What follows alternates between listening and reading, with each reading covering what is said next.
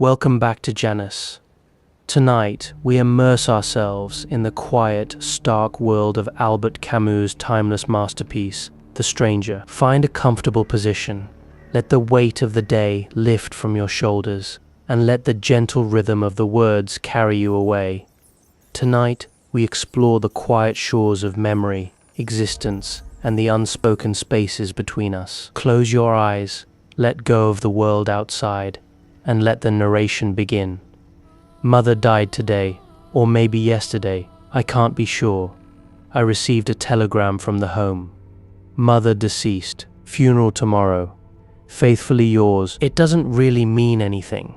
Perhaps it happened yesterday. The old people's home is in Marengo, about 80 kilometers from Algiers.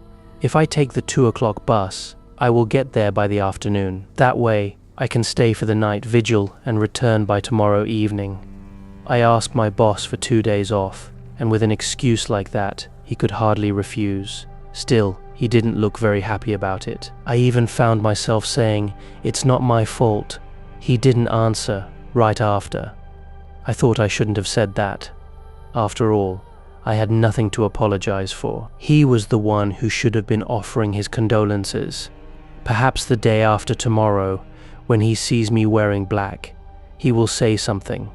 For now, it almost feels as if Mother is still alive. But after the funeral, everything will be officially over. I caught the 2 o'clock bus. The heat was oppressive.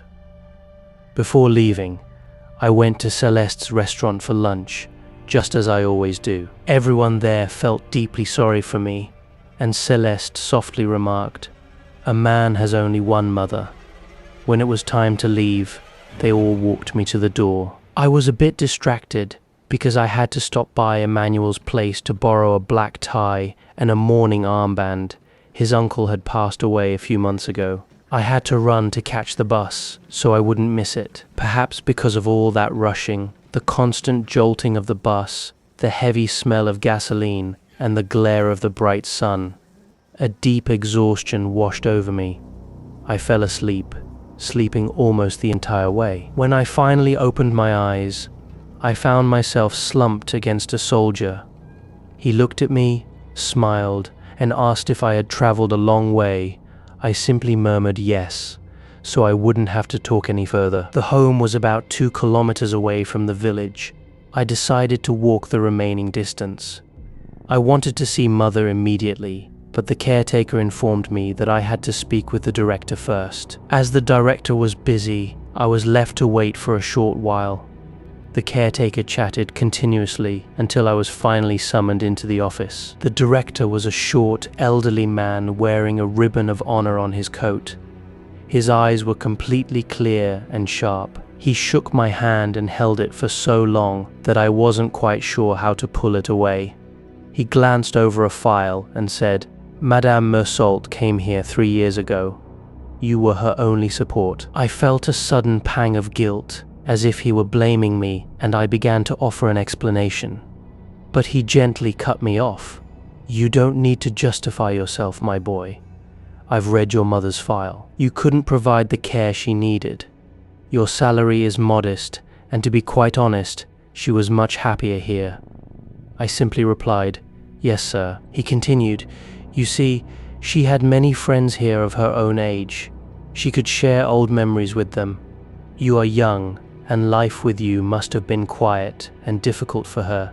It was true. When she lived with me at home, she used to spend her days just staring at me in absolute silence. For her first few days here at the home, she cried a lot, but gradually she grew used to it. If she were to be taken away from here now, she would have cried all over again. That was largely the reason why I hadn't visited her much over the past year. To be completely honest, it took up my entire Sunday, getting to the bus station, buying tickets, enduring a 2-hour journey each way. It was always a hassle. The director said something else, but my mind was drifting, and I wasn't paying much attention. Then he said, "I imagine you would like to see your mother." Without a word, I stood up. He led me toward a small separate building. On the way, he explained, "We moved her to the small mortuary so as not to distress the other residents. Whenever someone passes away, the others become restless for 2 or 3 days, which makes looking after them rather difficult. We crossed a quiet courtyard where several elderly people were sitting in small clusters, talking in hushed tones. As we walked past, they fell completely silent, only to resume their whispering the moment we passed. It sounded like the muffled, gentle cooing of pigeons. The director stopped in front of the small building. "I will leave you here, Monsieur Meursault. If you need anything, please call for me. The funeral is set for tomorrow morning at 10. One more thing, your mother had mentioned to her friends that she wished for a religious funeral. I have gone ahead and made the necessary arrangements, but I wanted to inform you." I thanked him. Mother wasn't an atheist, but she had never given a single thought to religion in her entire life. I stepped inside. It was a stark, brilliantly white room with a skylight built into the ceiling. In the very center sat a closed coffin, its bright, polished screws catching the light. Nearby sat an Arab nurse, her head wrapped in a vibrant, multicolored scarf. Just then, the caretaker entered with quick, heavy steps. "We've placed the lid on," he said, "but I can unscrew it if you'd like to see her." I told him no. He looked at me and asked, "You don't want to?" "No," I replied. He stared at me, asking why, without a trace of judgment, simply as if he wanted to understand. "I don't know," I said. He nodded slowly, as if to say he understood completely. After that, he continued to talk for a long time. He mentioned that if anyone had told him years ago that he would end up as a caretaker at the Meursault home, he would have been deeply surprised. He was 64 years old and originally from Paris. At that point, I interrupted his flow of words. "Oh, so you're not from around here?" Then I remembered that before leading me to the director's office, he had spoken briefly about Mother. He had mentioned that she would need to be buried quickly because the heat in these plains can be incredibly intense. It was then that he told me about his past life in Paris, admitting how difficult it was for him to forget those old memories. In Paris, he said, people keep a vigil with a body for 3 or 4 days. But here, the moment a person begins to process a death, they must immediately rush behind the hearse. Hearing this, his wife snapped at him, "Hush now, that's no way to talk to a visitor." The old man turned bright red and apologized. I quickly said, "No, it's quite all right." I actually thought what he said was true and rather interesting. While we were in the mortuary, he confided that he had taken this job simply because he was poor. He was in good health, so taking up the caretaker's role made sense, I remarked. "But still, you are a resident here yourself, aren't you?" He immediately denied it. I noticed that he always referred to the others as them, the residents, or the old people, even though many of them were the exact same age as him. But to him, it was entirely different. He was the caretaker, and in a way, he held a sense of authority over them all. Then the nurse came back inside. Night fell with a sudden heavy darkness, settling quickly over the skylight. The caretaker flicked a switch, and the sudden, blazing overhead light completely blinded my eyes. He suggested I go over to the dining hall for dinner, but I had absolutely no appetite. He then asked, "Would you like some coffee with milk?" I've always preferred white coffee, so I agreed. A few moments later, he returned with a tray. I drank the warm coffee, and a sudden craving to smoke came over me. But then I hesitated, wondering if it was appropriate to smoke directly in front of my dead mother. After a moment, I decided it didn't really matter. I offered a cigarette to the caretaker as well, and we stood there, smoking together in the silence. At one point he broke the quiet. "Your mother's friends will be arriving soon for the night vigil. It's a custom here. I need to go fetch some more chairs and a pot of black coffee." I asked him if it was possible to turn off one of the blazing lights, because the glare echoing off the stark white walls was deeply painful to my eyes. He shook his head, explaining that the switches were wired together. Either every single light was on, or none at all. I didn't care enough to argue. He left and returned shortly after, arranging the chairs. On one of the seats, he placed cups and a large coffee pot, then took a seat directly across from me, on the opposite side of Mother's coffin. The nurse remained there too, but her back was turned toward me. I couldn't see her face, but from the rhythmic movement of her hands, I could tell she was knitting. The air carried the faint, heavy scent of evening flowers. The warmth of the coffee began to make me drowsy. I closed my eyes and began to drift into a light sleep.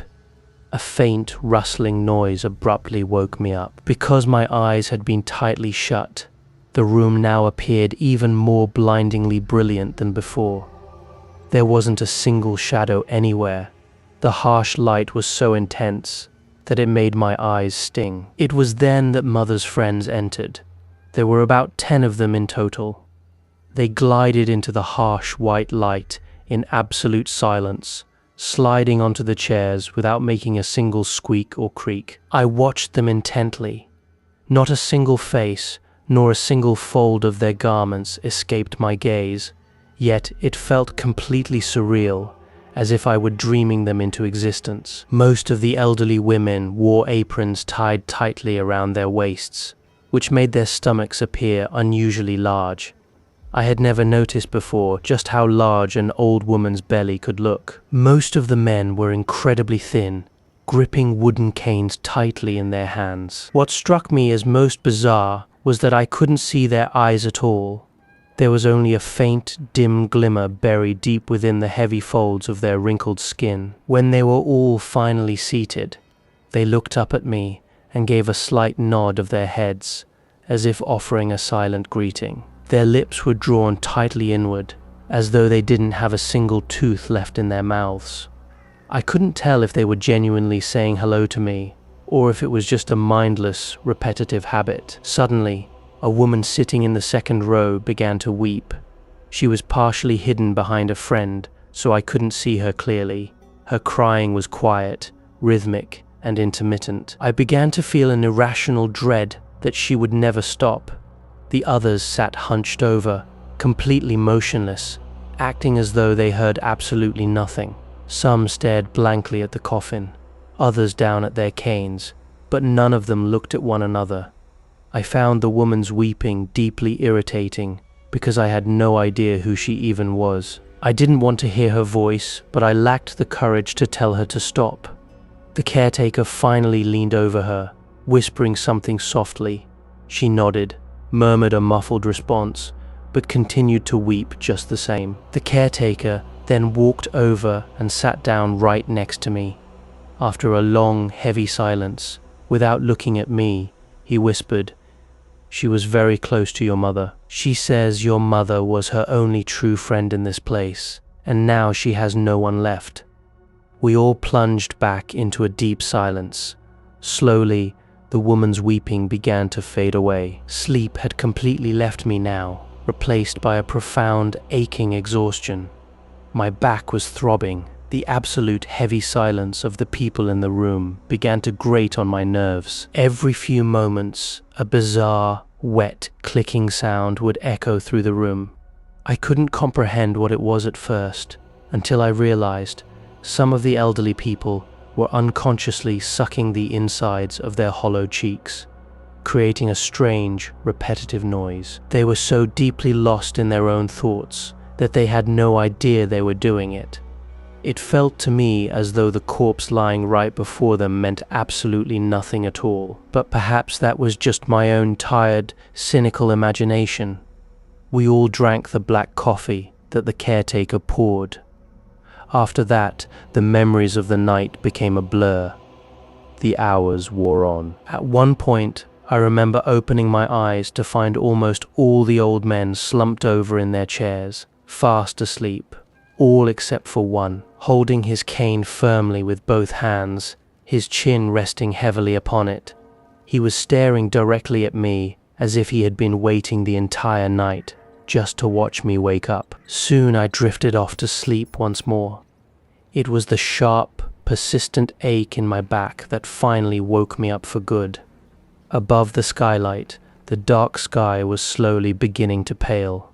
Morning was arriving. A moment later, another old man woke up from his slumber and began to cough loudly into the quiet room. Every cough was so violent that it shook his entire frame, the harsh sound echoing through the room until it woke the remaining sleepers. The caretaker stepped forward and softly announced that it was time for them to leave. They rose to their feet. The long, restless night of watching had left their faces pale and drawn under the brilliant lights. As they filed out, to my surprise, each one of them shook my hand warmly. It felt as though that long night of shared silence, where not a single word passed between us, had brought us together in a strange, unspoken bond. I was deeply exhausted. The caretaker led me to his room, where I was able to wash my face and freshen up. He brought me another coffee with milk, which tasted incredibly comforting. By the time I stepped back outside, the sun had fully risen over the hills that lie between Marengo and the distant sea. The sky was streaked with vibrant lines of red, and a crisp wind blowing from the hills carried the sharp, distinct scent of salt.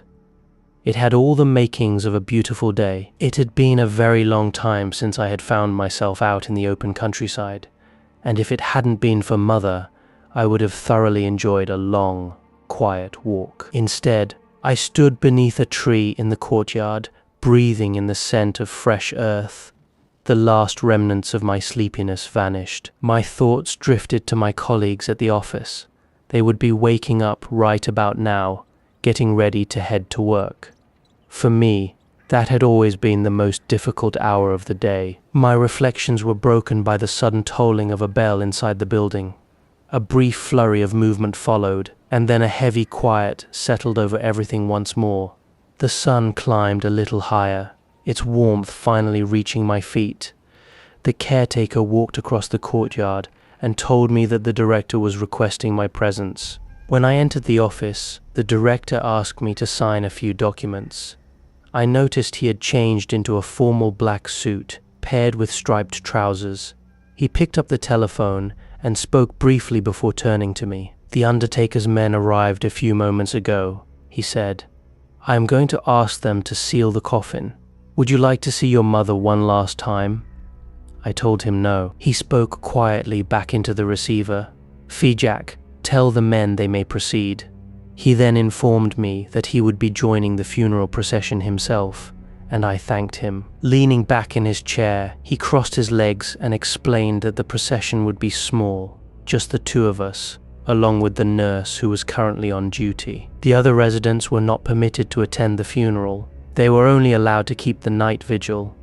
"It is a more humane way of doing things," he noted. However, in this case, he had made an exception for an old friend of Mother's, a man named Thomas Perez. The director offered a faint, knowing smile. "You see, it's a bit childish really," he said, "but Perez and your mother were practically inseparable. The others used to tease them, calling Perez her fiancé. He would just laugh, but they truly enjoyed each other's company. The truth is, he is absolutely devastated by Madame Meursault's death, and I didn't have the heart to deny him. But on the doctor's advice, I did forbid him from joining the vigil last night." We sat in silence for a long time. Eventually, the director stood up, looked out the window, and remarked, "The priest from Marengo has arrived. He's a bit early." He warned me that it would take about 3/4 of an hour to walk to the church, as it was located down in the village. We walked downstairs. Outside the building, the priest stood waiting alongside 2 young altar boys. One of the boys held a silver censer, and the priest was carefully adjusting its chain. As we approached, the priest straightened up, addressed me gently as my son, and offered a few words of condolence. Then he stepped inside, and I followed him. Inside the room, the bright screws of the coffin were now driven tightly into the wood. 4 men dressed in stark black suits stood waiting. The director noted that the hearse was ready out on the road, and the priest began chanting his prayers. From that moment on, everything seemed to move with a sudden, blur-like speed. The 4 men lifted the heavy coffin. The priest, his assistants, the director, and I all stepped out into the open air. A woman I had never seen before was standing near the door. "Monsieur Meursault," the director whispered. I didn't quite catch the woman's name. I only understood that she was the home's resident nurse.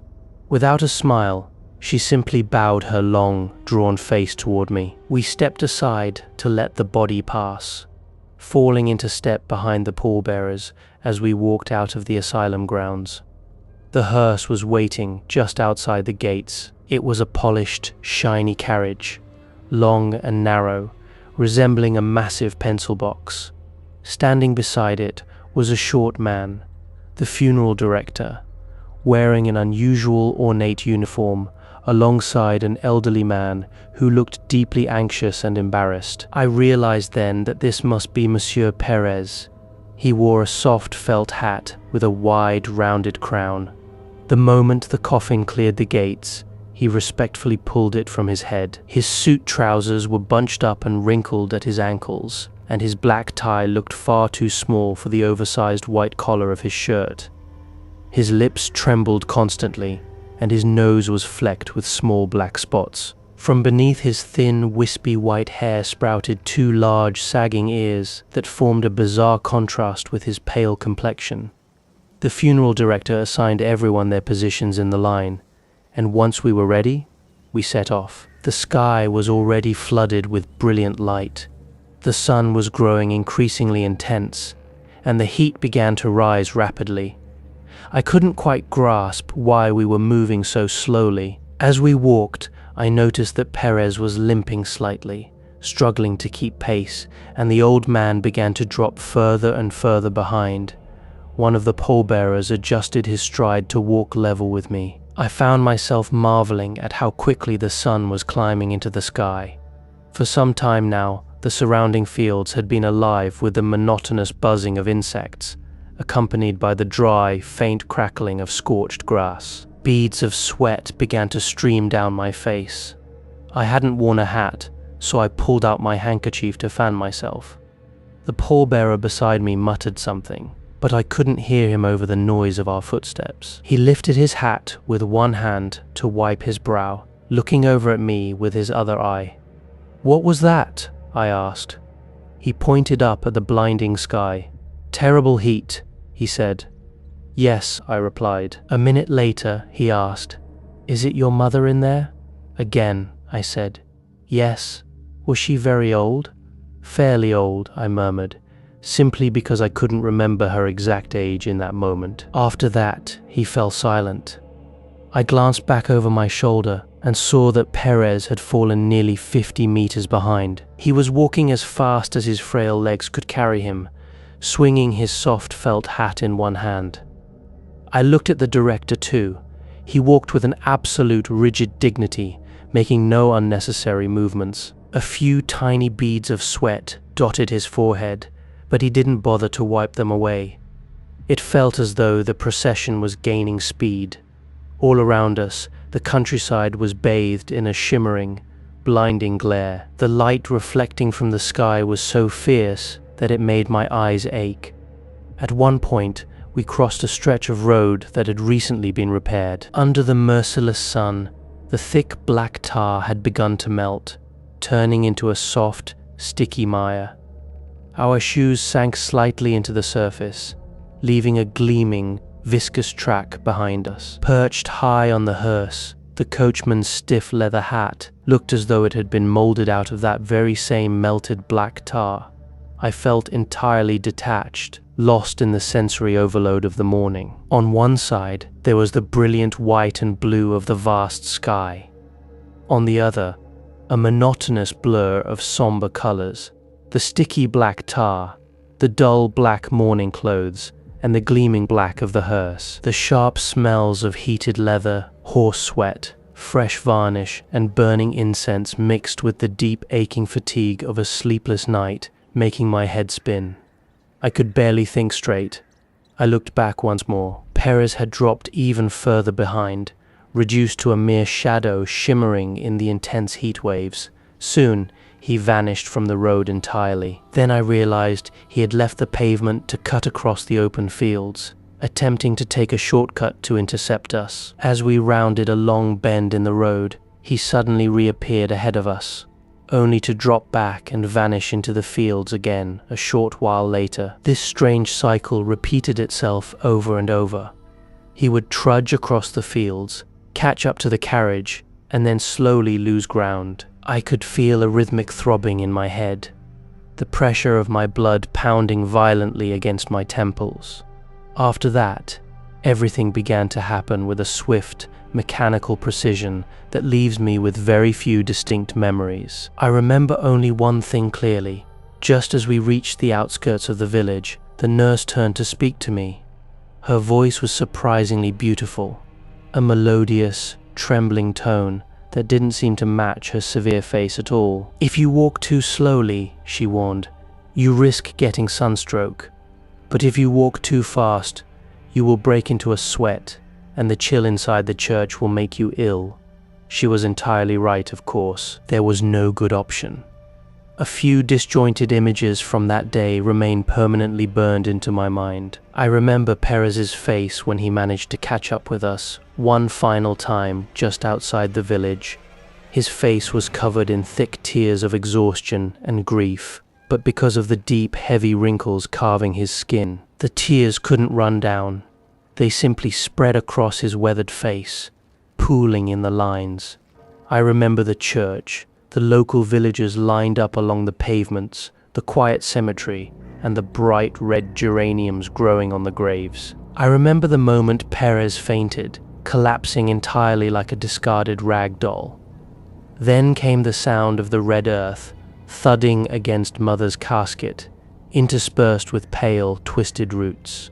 There were more people, more murmuring voices, a long wait outside a village cafe, and finally, the steady, rhythmic drone of the bus engine as we headed back. A wave of pure, unadulterated joy washed over me as the bus finally rolled into the bright, shimmering streets of Algiers.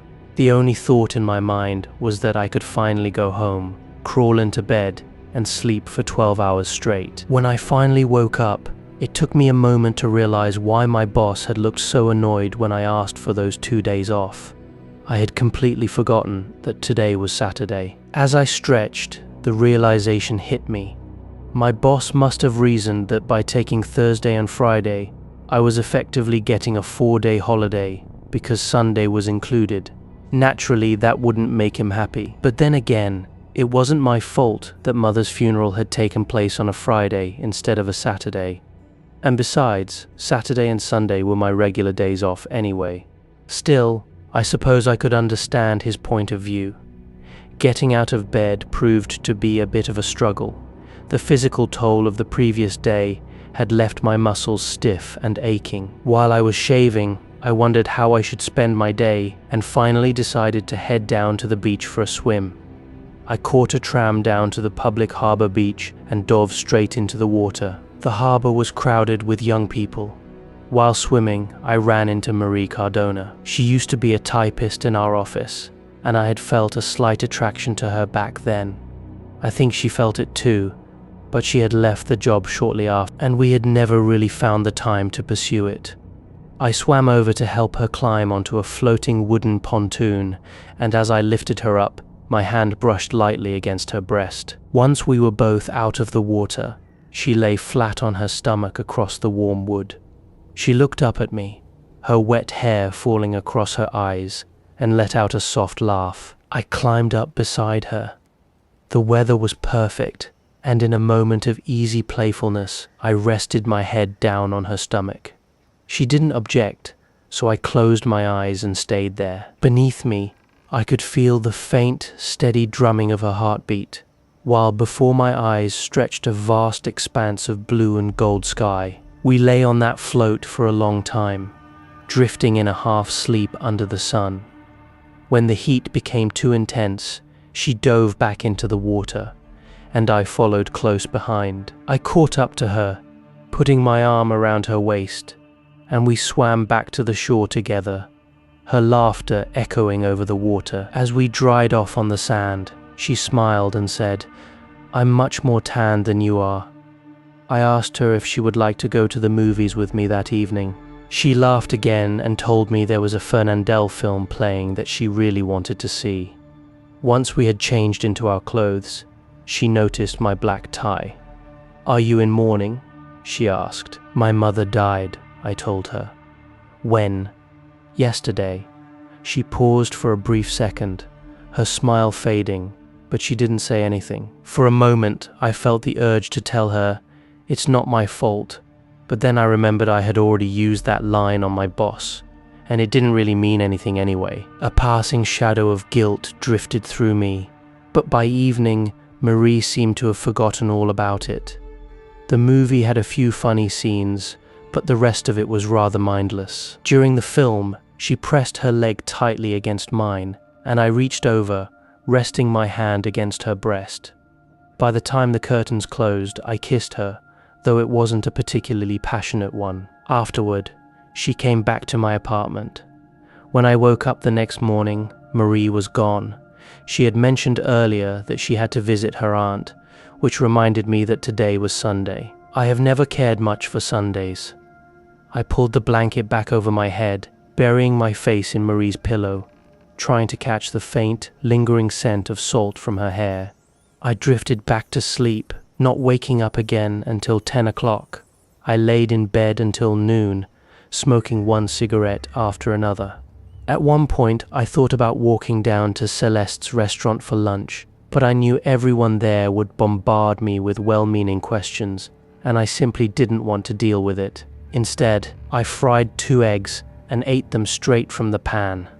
I had run out of bread, but the thought of walking down the stairs to buy some felt like too much of an effort. After lunch, a deep sense of boredom settled over me. I wandered aimlessly around the apartment. When Mother was here, the space felt right, but now it seemed far too large. I had been forced to move the dining table into my bedroom, and now I lived entirely out of that single room. It contained a few worn chairs, a yellowed mirror, a dressing table, and my brass bed. The rest of the rooms were left entirely empty. To pass the time, I picked up an old newspaper and casually cut out an advertisement for Crucian salts, pasting it carefully into an old notebook. After washing my hands, I stepped out onto the balcony. My room overlooked the main street. The sky had cleared, but the pavement below remained wet and slick from an earlier drizzle. The street was mostly quiet, and the few pedestrians out were walking with a sense of urgency. First, a family passed by below, 2 young boys dressed in matching sailor suits, followed by a little girl wearing a large pink ribbon and shiny black leather shoes. Walking behind them was their mother, a stout woman in a brown silk dress, alongside a thin man whom I thought I recognized. He wore a straw hat, a neat bow tie, and carried a walking cane. Looking at them, I finally understood why people in the neighborhood always described him as a distinguished man. A short while later, a group of local youths strolled past. Their hair was styled neatly with oil, and they wore bright red ties, tight-fitting jackets, embroidered handkerchiefs peeking from their pockets, and shoes with distinct square toes. I figured they were likely heading into the center of town to catch a matinee show at the cinema. Gradually, the street emptied out as the movie screenings began. The only people left were the local shopkeepers. The tobacconist brought a chair out onto the sidewalk, sitting on it backward with his arms resting against the backrest. In a nearby cafe, a waiter was swept up in the routine of clearing away old sawdust from the floor. Seeing this, it hit me clearly. Yes, it really was Sunday. I turned my own chair around on the balcony, sitting backward, just like the tobacconist. I smoked a cigarette, broke off a piece of chocolate, and ate it while watching the sky.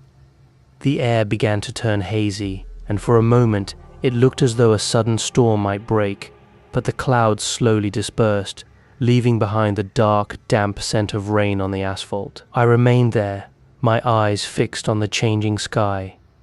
Around 5 o'clock, the silence was broken by the clanging of oncoming trams.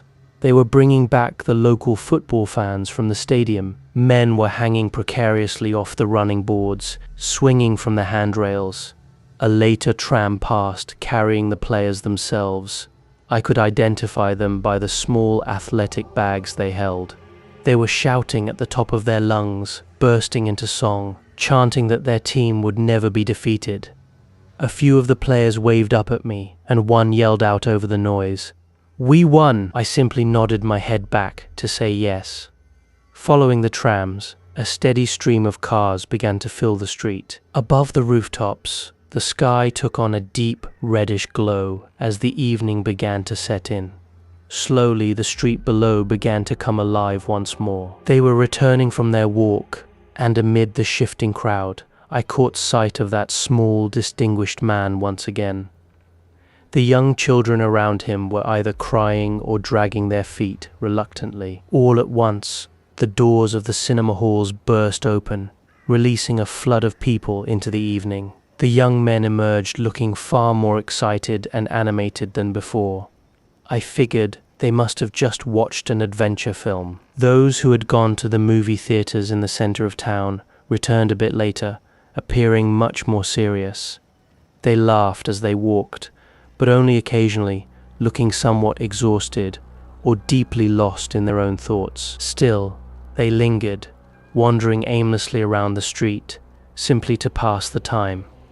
The local girls walked hand in hand, their heads bare without any shawls. The young men deliberately positioned themselves on the pavement, so the girls would have to brush past them, tossing playful jokes their way.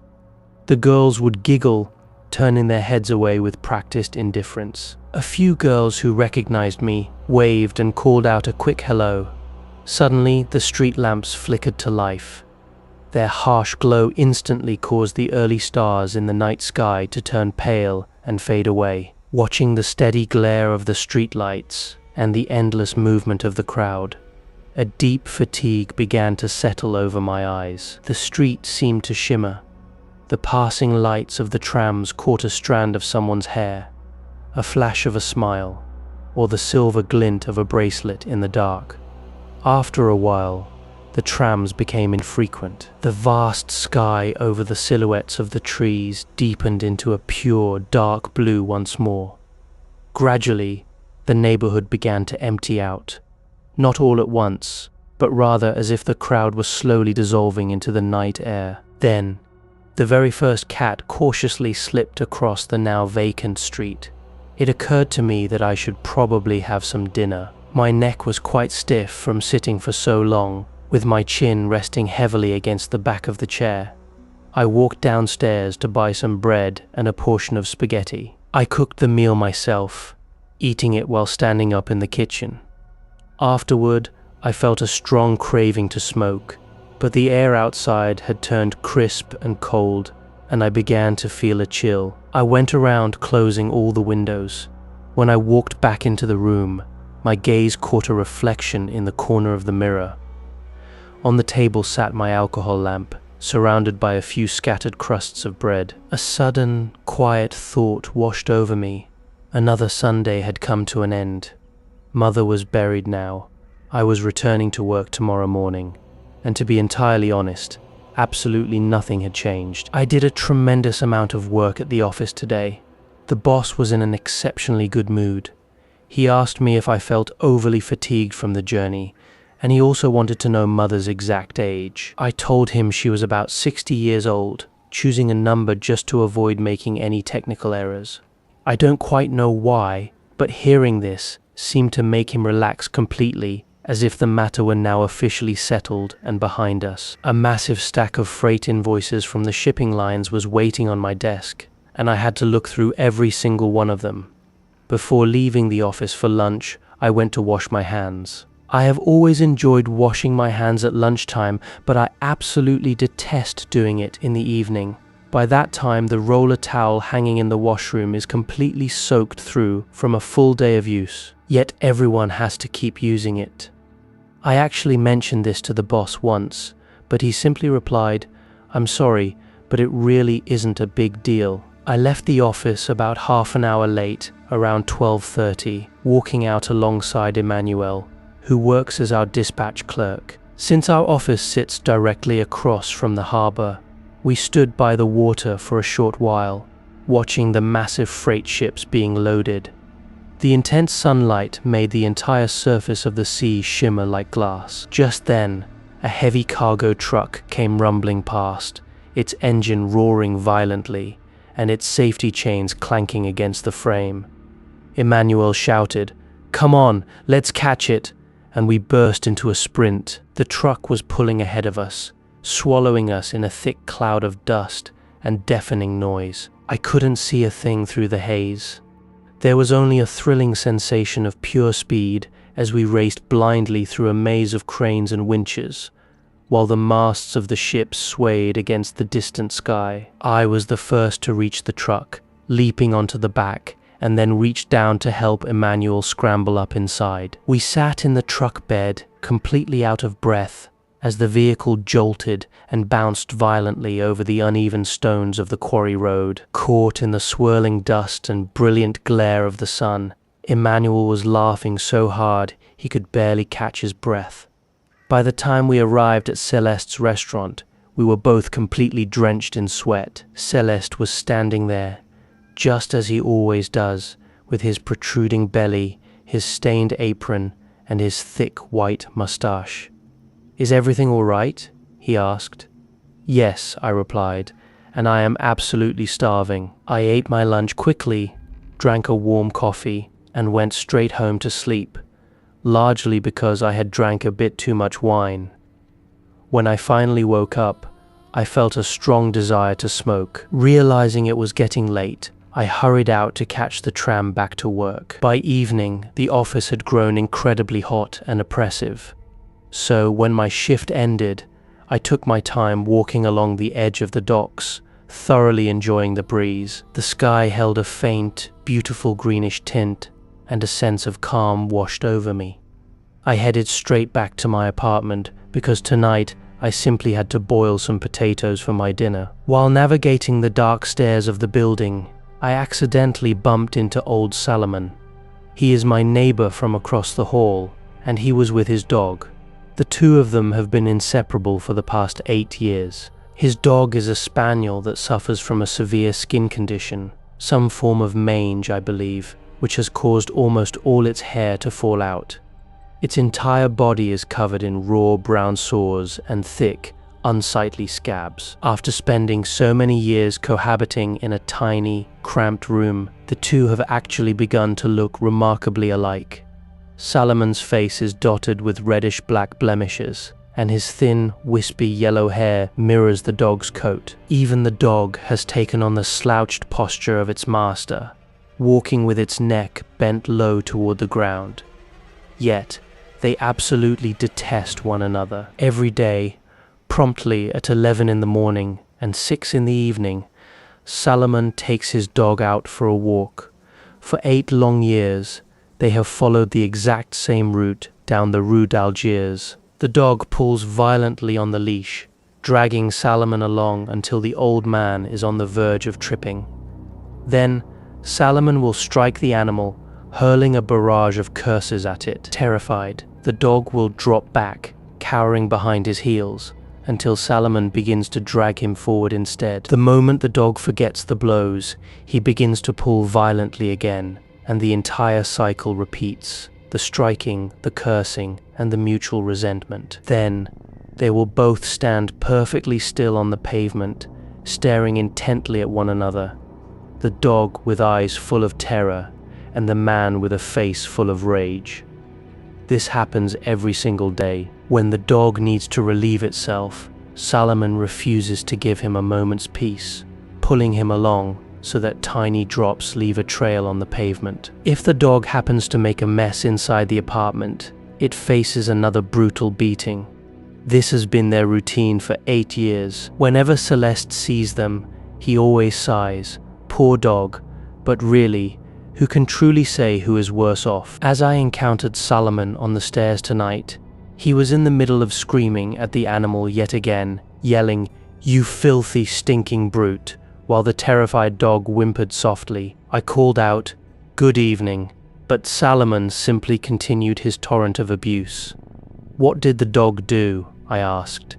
He didn't bother to give me a proper answer, merely repeating under his breath, "Filthy, stinking brute," his voice tight with suppressed rage. Then, without another word, he hurried down the stairs, dragging the whimpering, trembling animal behind him. Just then, my other neighbor, Raymond Sintes, came inside. The people in the neighborhood widely gossip that he lives off the earnings of women. But if you ask him directly, he insists he is a warehouse guard. Most people dislike him, but he talks to me quite often, and occasionally drops by my room because I am always willing to listen to his stories. I find what he says rather interesting, and besides, I see no reason to avoid talking to him. Raymond is a man of short stature, but he possesses remarkably broad shoulders and a broken nose like a professional boxer. He is always dressed in the height of local fashion. Referring to Salomon, he once remarked to me, "If that old man isn't a pathetic wretch, I don't know what is." He turned to me and asked, "Don't you find it absolutely disgusting?" I simply replied, "No." We walked up to the landing, and I was just about to say good night when he stopped me. "I have some blood sausage and some wine in my room," he said. "Would you care to join me?" Realizing this would save me the hassle of cooking my own dinner, I accepted his offer. His apartment consisted of a single room and a tiny windowless kitchen. Hanging right above his bed was a pink and white plaster statue, surrounded by framed photographs of famous athletes and 2 or 3 pictures of nude women. The room was untidy, and the bed sheets were completely disheveled. First, he lit his paraffin oil lamp, then pulled a soiled, crumpled bandage from his pocket, and began wrapping it around his right hand. "What happened to your hand?" I inquired. "I got into a fight with a fellow," he explained. "He was looking for trouble. Look here, Meursault. I am not a bad man, but I have a short fuse." The fellow shouted at me, "If you're a real man, step down from the tram." I told him to take it easy, but he called me a coward. So I stepped down and told him, "You'd better stop right there, or I'll have to teach you a lesson." He barked, "You and who else?" So I landed a solid punch right on his jaw. He went down. I actually went to help him up, but the rogue started kicking at me from the ground, so I lunged forward and hit him twice more. His entire face was covered in blood. I asked him if he'd had enough, and he said yes. As he adjusted his bandage, I sat back on the bed. "You see," he added, "I didn't start it. He forced my hand." It seemed reasonable enough to me, so I nodded and said, "Yes, that's true." He then told me that he wanted to ask for my advice on a matter because I was an educated man who understood the world, and that if I helped him, we could become good friends. I didn't say anything. He asked again, "So, can we be friends?" I replied that it was fine with me. He was delighted. He fetched the blood sausage, fried it up, and set the table with glasses, plates, cutlery, and 2 bottles of wine, all without saying another word. We sat down and began to eat. As we dined, he began to reveal his story, hesitating slightly at first. "There was a woman I was seeing," he said. "To be entirely frank, she was my mistress. The fellow I fought on the street was actually her brother." He paused, then added, "I was providing for her entirely." I remained silent. He quickly defensive, saying, "I know what people around here think about me, but my conscience is entirely clear. I'm a warehouse guard," he continued. "Eventually, I realized she was cheating on me. I was giving her just enough money to get by. 300 francs for her room rent, 600 for food, and occasionally 1,000 francs altogether when you count things like buying her a new pair of stockings. But my lady kept insisting that the money wasn't enough. I told her, "Why don't you work half day? I pay your rent. I give you 20 francs a day. I buy you new clothes. And what do? You sit in cafes drinking coffee with your friends, using up all the sugar, and I'm the one footing the bill. I have always taken care of you, and you repay me by deceiving me." But she flatly refused to get a job, That's when I knew for certain she was seeing someone else. Then one day, I discovered a lottery ticket inside her purse. She had no money of her own. So where did that ticket come from? Shortly after, I found a receipt from a pawn shop in her room, showing she had hocked 2 silver bracelets, and I didn't even know she owned any bracelets. That was the final proof I needed. I decided to throw her out, but before I did, I gave her a proper beating. I told her straight to her face, "The only thing you care about is being in bed, and one day you'll realize just how good you had it with me." I beat her until she was covered in blood. Mind you, I had never beaten her like that before. Usually, I'd just give her a light smack in jest. She'd scream, I'd close the windows, and that would be the end of it. But this time, I truly thrashed her. And if you ask me, I still don't think she's received half the punishment she deserves. He turned to me, adjusting the smoking wick of his oil lamp. And that brings me to why I need your advice. I simply listened, having consumed nearly a liter of wine, which made my head throb violently. I had run out of my own cigarettes, so I began smoking Raymond's instead. Outside, the last of the evening trams were rumbling past, and the distant sounds of the neighborhood were slowly fading away. Raymond continued, explaining that what frustrated him most was that he still felt a strong physical attraction to the woman, yet he desperately wanted to punish her. His first thought had been to take her to a hotel, call the police, and have her framed and arrested as a common prostitute. He had even consulted some of his acquaintances in the underworld, but they couldn't come up with a solid plan. Throughout the following week, I buried myself in my work at the office. Raymond dropped by at one point to let me know that he had sent her a letter. On 2 occasions, I went to the cinema with Emmanuel. He often struggles to comprehend what is happening on the screen, so I have to constantly explain the plot to him. Yesterday was Saturday, and Marie arrived just as we had planned. The moment I saw her in her red and white striped dress, catching the leather-like scent of her perfume, a sudden wave of desire washed over me. Her sun-warmed, dark complexion gave her face the radiant appearance of a blooming flower. We caught a bus and headed to a beach located a few kilometers outside of Algiers. The shoreline was framed by jagged rocks with a backdrop of wild grass. The 4 o'clock sun wasn't overly harsh, but the water was warm and rolled in gentle, lazy waves. Marie taught me a game while we swam. You had to catch the white foam from the crest of a wave in your mouth.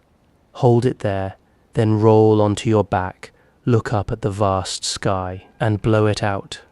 The soft foam would dissolve into the air or fall back onto my face like a warm, gentle spray. After a while, however, my mouth began to burn from the bitter taste of the salt. Marie swam over close to me, pressing her body tightly against mine. She placed her lips against my own, her tongue sending a cool, thrilling sensation through my lips. We remained tangled together in the water for a brief moment. When we finally returned to the beach and changed into our clothes, Marie looked deep into my eyes, her own eyes shining brightly. I gave her a long kiss. After that, we didn't say a word. I simply held her tight as we hurried to catch the bus back.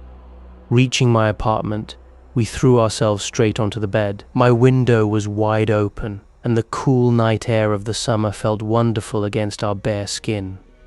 Marie stayed through the morning, and I suggested we make lunch together. I went downstairs to buy some meat, and as I returned, I could hear the muffled, angry voice of a woman coming from Raymond's room. A short while later, I heard old Salomon upstream scolding his dog. Then came the heavy sound of footsteps descending the stairs, accompanied by the distinct scratching of the dog's claws against the wood, followed by that familiar, bitter refrain, "Filthy, stinking brute." As the two went down to the street, I recounted Salomon's entire story to Marie, and she laughed heartily. She was wearing a pair of my old pajamas, with the sleeves rolled up to her elbows, and watching her laugh only intensified my desire for her. A moment later, she looked at me and asked, "Do you love me?" I told her that the phrase didn't really mean anything, but that I didn't think I did. She looked visibly saddened for a moment, but while we were preparing our lunch, she laughed again over something completely trivial, and I reached over to kiss her once more. Suddenly, the violent sound of a frantic struggle erupted from Raymond's room. A woman shrieked at the top of her lungs, and we heard Raymond roar, "You've been using me. Now you're going to learn your lesson." Thick, heavy thuds echoed through the walls, and the woman began to scream in absolute terror. Her cries were so horrifying that a crowd of tenants instantly gathered out on the landing. Marie and I hurried out to see what was happening. The woman was still screaming inside, and the sound of Raymond striking her was unmistakable. Marie gripped my arm, visibly shaken. "This is horrible," she whispered. I didn't say anything. "Aren't you going to go call the police?" she urged. I told her that I didn't care for the police. Nevertheless, a police officer soon arrived, accompanied by a tenant from the third floor who worked as a plumber. The officer knocked loudly on the door, and the commotion inside instantly vanished. He knocked again, much harder this time. A moment later, the muffled sound of the girl weeping could be heard, and Raymond opened the door. A cigarette dangled loosely from his lips, and his face wore an expression of complete manufactured innocence. The girl rushed out to the doorway, crying out to the officer. "He beat me! He hit me!" The officer turned to Raymond. "What's your name?" Raymond gave his name. "Take that cigarette out of your mouth when you're speaking to me," the officer commanded. Raymond hesitated for a brief second, glanced over at me, and then took one final, defiant drag. In a flash, the officer landed a resounding slap across his face, sending the cigarette flying through the air. Raymond's expression shifted instantly to one of pure rage, but he remained silent for a full minute. Finally, in a controlled, quiet voice, he asked, "May I pick up my cigarette?" "Pick it up," the officer replied. "And don't you ever try to play games with the police again." By now, the girl was sobbing hysterically, shouting over and over, "He beat me! He's nothing but a pimp, a common bully." Raymond interjected, "Officer, is it legal for her to call me a pimp on the street?" The officer ordered him to shut his mouth. Raymond then glared at the girl, snarling, "This is only the beginning, my sweet." The officer snapped at him to be quiet, then turned to the girl and told her she was free to leave, but ordered Raymond to remain in his apartment until he was summoned down to the police station. The officer added that Raymond ought to be thoroughly ashamed of himself, asking why his hands were shaking like a common drunkard. "I am not drunk, officer," Raymond replied through gritted teeth. "It's just that you are standing there, I'm standing here, and my body is trembling like this. I can't help it." With that, Raymond slammed his door shut, and the crowd slowly dispersed. Marie and I went back inside to finish preparing our lunch, but the entire ordeal had ruined her appetite, and she refused to eat a single bite. I ended up eating the entire meal by myself. She left around 1 o'clock, and I lay down to sleep. Around 3 o'clock, a sharp knock at the door woke me up, and Raymond walked in. I didn't bother to get out of bed. He sat down heavily on the edge of the mattress, remaining silent for a minute. "How did it go?" I finally asked. "I managed to do exactly what I wanted," he said. But then he slapped me across the face, so I ended up getting a beating myself. "But you saw the rest of it anyway," I remarked. "Well, it seems she's received her punishment now, so I suppose you can be satisfied." He agreed. He added that whatever the police decided to do didn't really matter to him. The important thing was that the girl had already taken her thrashing. He noted that he was thoroughly familiar with the police and their methods. Then he looked at me and asked, "Did you think I was going to strike the officer back?" I told him I wasn't expecting anything in particular, and besides, I don't care much for cops anyway. Raymond looked visibly cheered by my response. "Would you like to go for a stroll?" he asked. I got up, combed my hair, and got ready. As we walked out, he mentioned that he would need me to go down to the station to act as a witness for him. It made absolutely no difference to me. though I admitted I didn't know what I was supposed to say. Raymond told me I just needed to testify that the girl had been unfaithful and had deceived him. I agreed. We headed out, and Raymond bought me a drink at a local tavern. He then suggested we play a game of billiards, and I played a short match with him. Later on, he tried to persuade me to visit a local brothel with him, but I declined as I have never cared for such places. So we began a leisurely walk back to the building. Along the way, Raymond kept repeating how pleased he was that he had given the girl exactly what she deserved, behaving in an incredibly friendly manner toward me, which I found rather pleasant. From a distance, I spotted old Salomon standing anxiously by the main entrance.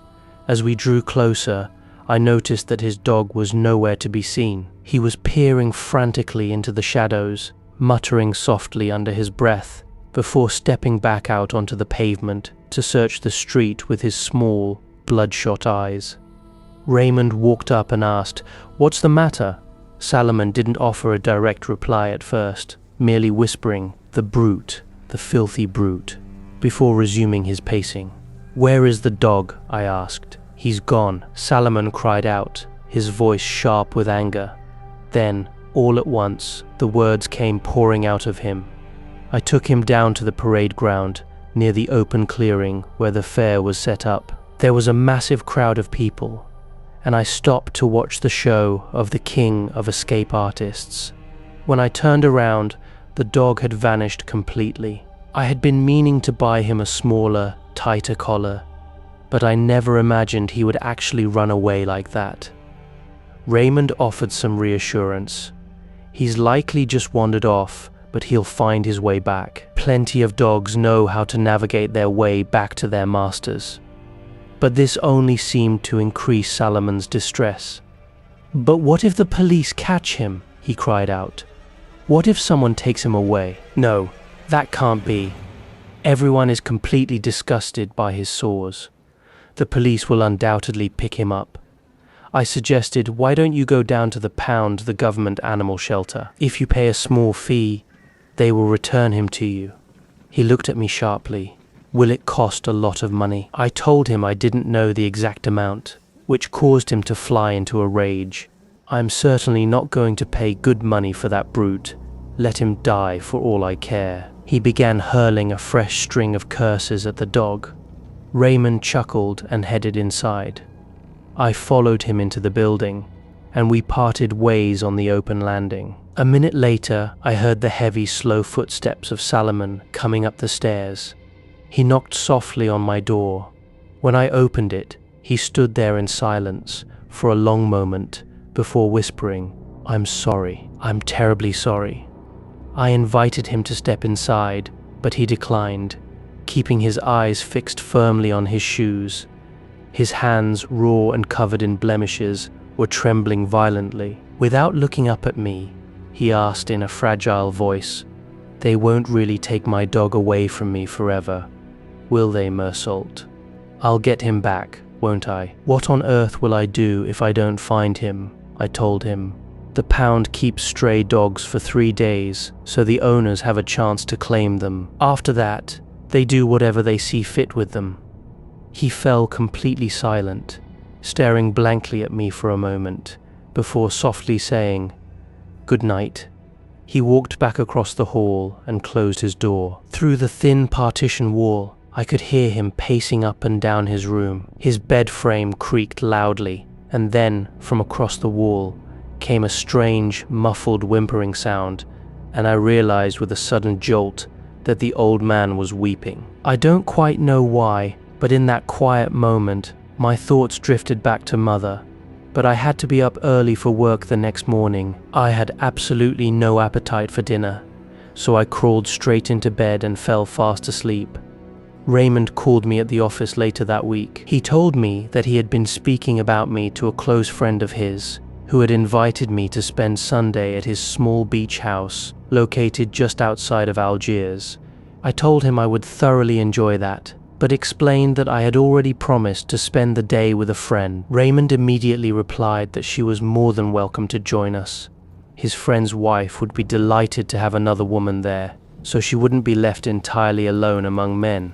I had to cut the conversation short because my boss strictly dislikes us taking personal calls from the city. Raymond noted that he could easily give me the final details this evening, but added that there was one more urgent matter he needed to share. "I've been followed all day by a group of Arabs," he whispered, "and one of them is the brother of my old mistress. If you happen to spot them lingering around the building when you return home this evening, let me know."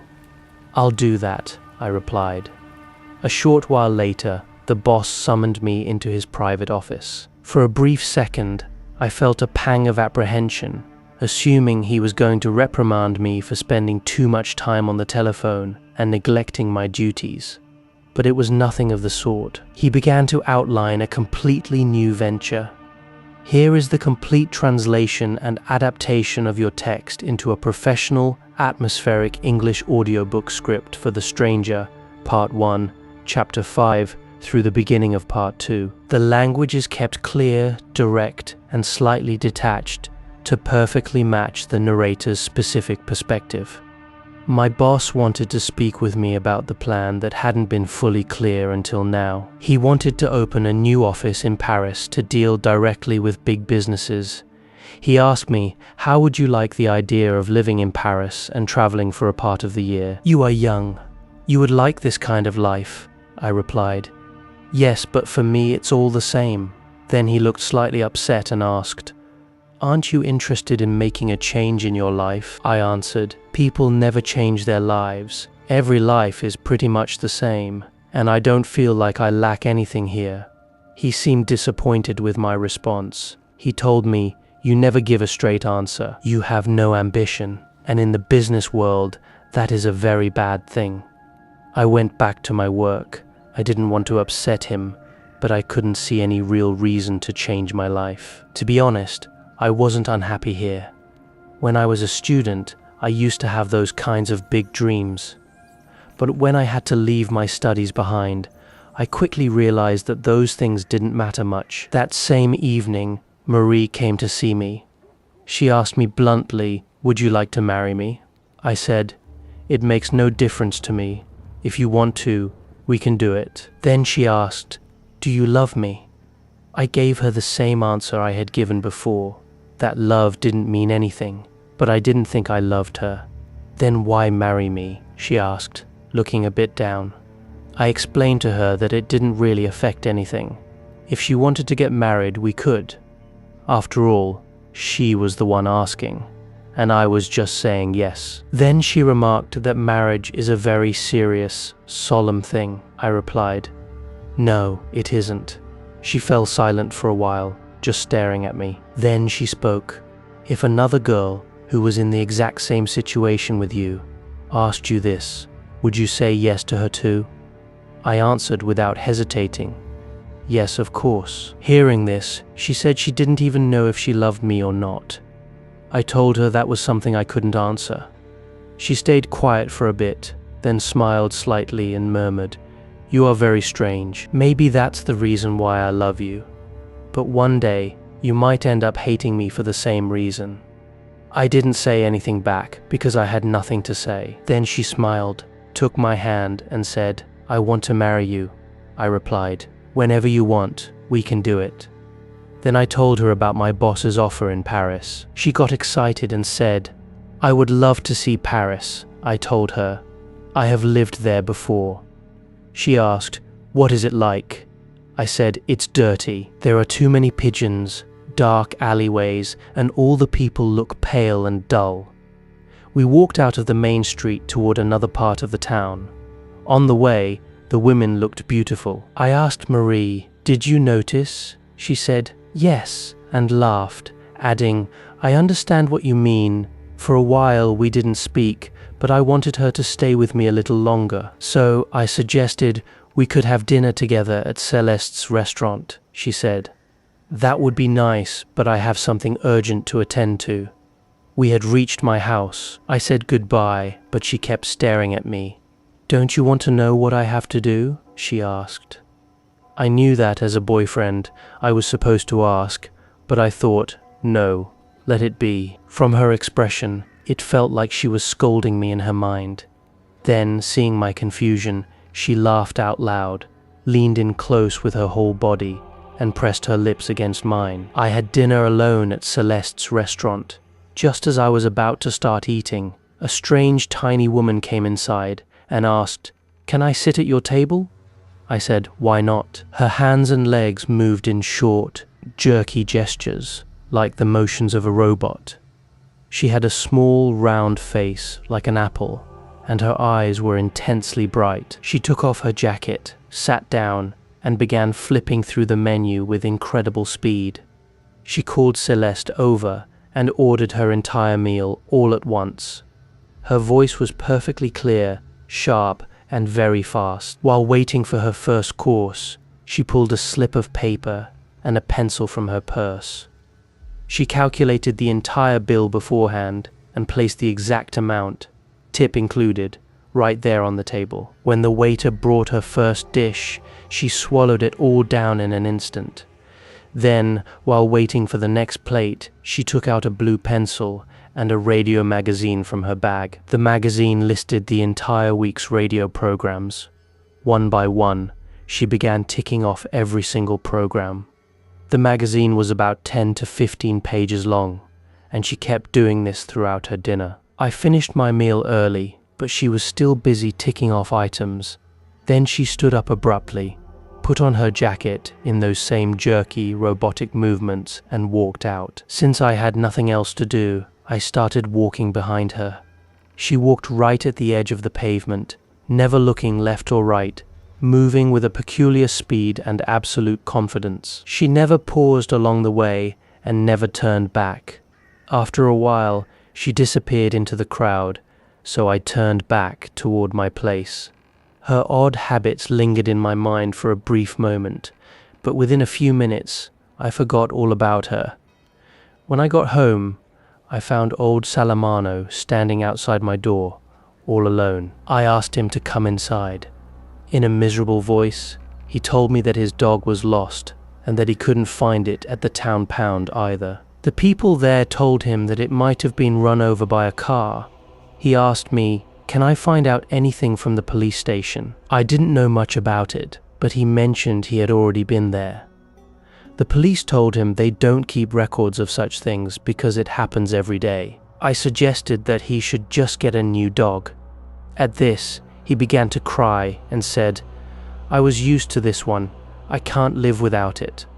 I didn't say anything further. I sat on my bed with my legs folded. Salamano sat on a chair across from the table, his hands resting on his knees, still wearing his old faded felt hat. He was muttering something softly behind his yellow mustache, which I couldn't make out. He was irritating me a little, but I had nothing to do, and I wasn't sleepy either. Just to keep the conversation going, I asked him about his dog. He took a deep breath and explained, "I got him after my wife died. I married late in life, in my youth. I used to love the theatre. In the army, I used to act in small plays with the military devils.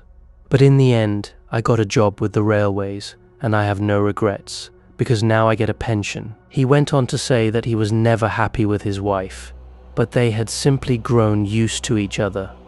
When she passed away, he felt completely lonely. That was when he got this small dog from a friend. In the beginning, he had to feed it milk from a bottle.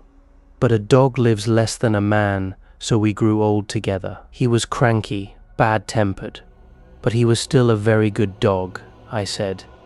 "Yes, he looks like a good breed." Hearing this made him very happy. Then he added, "And you should have seen him before he got sick. His coat was beautiful. When the dog caught that skin disease, Salamano used to rub ointment on his sores every morning and night. But in his opinion, the dog's real illness was old age, and there is no cure for old age in this world." I let out a massive yawn. Noticing this, he said, "I'll be going now." I told him, "You can stay here if you like, and I am truly sorry about your dog." He thanked me, then he paused for a moment and said, "Your mother liked my dog. Poor mother of yours." He looked at me and added, "You must be feeling terribly sad about her passing." I didn't give an answer. He quickly muttered, with a hint of embarrassment. Some people in the neighborhood think badly of you because you sent your mother to the home, but I know you well.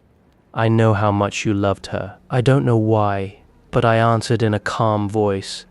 I didn't know people thought that about me, but I didn't have enough money to look after her at home, so sending her there seemed like the right thing to do. And besides, she didn't talk to me much when she was at the house and used to get bored all by herself. He nodded and said, yes, at least at the home she found some friends. Then he wished me good night. Before leaving, he remarked that his life had completely changed now, and he had no idea what he would do. For the first time since I had known him, he reached out his hand. I felt his dry, rough skin in my palm. He gave a faint smile and, right before exiting, said, I hope the neighborhood dogs don't bark tonight. Every time I hear them, I think it's my own dog crying. The next Sunday, I had a very hard time waking up. Marie had to call me several times and shake me hard before I finally woke up. We didn't eat anything for breakfast because we had to reach the beach early. I felt absolutely no energy in my body. My head was aching slightly and my cigarette tasted bitter. Marie was making fun of my miserable, funeral-like expression. She was wearing a beautiful white linen dress with her hair left completely open. I looked at her and said, "You look beautiful." She let out a happy, ringing laugh. As we were heading down, we knocked on Raymond's door. He called out from inside, "I'll be down in a second." The moment we stepped outside, coming straight out of the dark stairwell, the blinding glare of the sun hit our faces like a sharp slap. Marie was bouncing with joy, repeating over and over how beautiful the day was. Her energy made me feel a bit better, and I began to feel hungry. I told her, "I'm really hungry." Laughing, she pointed toward her oilcloth bag, which held our bathing suits and towels, and said, "You'll have to wait a little longer." Just then, Raymond shut his door and joined us. He was wearing blue trousers and a white short-sleeved shirt, but he had also put on a straw hat, which made Marie burst out laughing. Beneath his dark hair, his forearms looked intensely white, which struck me as a bit odd. He came down whistling, looking incredibly cheerful. He called out to me, "Good morning, old man," and greeted Marie as Madame. On the way, he mentioned that we had gone to the police station the day before, where I testified that the girl had cheated on Raymond. Because of my statement, the police had let him off with just a stern warning. They hadn't even bothered to verify my story. As we walked out, we kept talking about it. Then we decided to catch a bus to the beach. The beach wasn't very far, but the bus would get us there much faster, Raymond said. "My friend will be very happy to see us arriving this early." Suddenly, Raymond tapped my arm and told me to look ahead. I looked closely. A small group of Arabs was standing quietly in front of the tobacconist's shop. They were staring at us with cold, motionless eyes, completely devoid of expression, as if we were nothing more than blocks of stone or dead trees. Raymond muttered under his breath, the second one from the left, "That's my man." He looked a bit tense, but then steadied himself and said, "But everything is sorted out now." Marie didn't fully grasp the situation. She asked nervously, "What's going on?" I told her, "Those Arabs have a grudge against Raymond." "Terrified," she said. "Let's get out of here right now." Raymond let out a hollow laugh, straightened his posture and said, "Don't worry, let's keep moving." We hurried toward the bus stop. Raymond glanced back and noted, "They aren't following us." I turned around to check. They were still standing in the exact same spot, watching the place where we had just been with no reaction at all. We boarded the bus. As soon as he sat down, Raymond relaxed and started cracking jokes with Marie. It was obvious he took a liking to her, but Marie only looked at him occasionally and gave a polite smile. The bus pulled up at the outskirts of Algiers. The beach wasn't a long distance from the stop, but to get there, we had to cross a high plateau that led straight down to the sea. The plateau was covered in yellow rocks and wild white asphodels, creating a sharp contrast against the deep blue of the sea below. Marie was playing around along the path, dropping flower petals from her bag. We walked past a cluster of small wooden bungalows. Some were tucked behind green or white fences. Some were completely hidden in the brush, while others stood out in the open. As we reached the edge of the plateau, the entire ocean opened up before our eyes. In the distance, a massive rock formation jutted out of the water, looking like a dry dream under the blazing sun. The faint hum of a motor echoed through the air, and far out, a small fishing boat was moving at a sluggish pace. Marie gathered a few rock irises growing between the stones. Raymond's friend, Masson, lived in a small wooden bungalow located right at the far end of the beach. The back of his house was completely shielded by rocks, while the front faced the water directly. Raymond introduced us. Masson was a large, tall man with incredibly broad shoulders. His wife was tiny and sweet, speaking with a distinct Paris accent. She smiled and told us, "Make yourselves at home." For lunch, she fried the fresh fish that Masson had caught earlier that morning. Looking around, I remarked, "You have a really nice place here." He proudly told me that he comes out here every Saturday, Sunday, and on holidays. Then he added with a chuckle, "With my wife, obviously." His wife and Marie were sitting together, laughing loudly. I don't know why, but seeing them so happy made me feel, for the very first time, that getting married might actually be a sensible idea. Masson wanted to go for a swim, but his wife and Raymond declined. So, the three of us, Masson, Marie, and I, headed down to the water. Without wasting a moment, Marie plunged straight into the waves. Masson and I waited near the edge. Masson spoke very slowly. I noticed he had a habit of adding an extra concluding phrase to the end of every sentence. Watching Marie swim, he turned to me and said, "She is very beautiful, and if I may say so, truly enchanting." Soon, I stopped paying attention to his words because all I could feel was the intense heat of the sun beating down on my skin. The sand beneath my feet was growing scorching hot.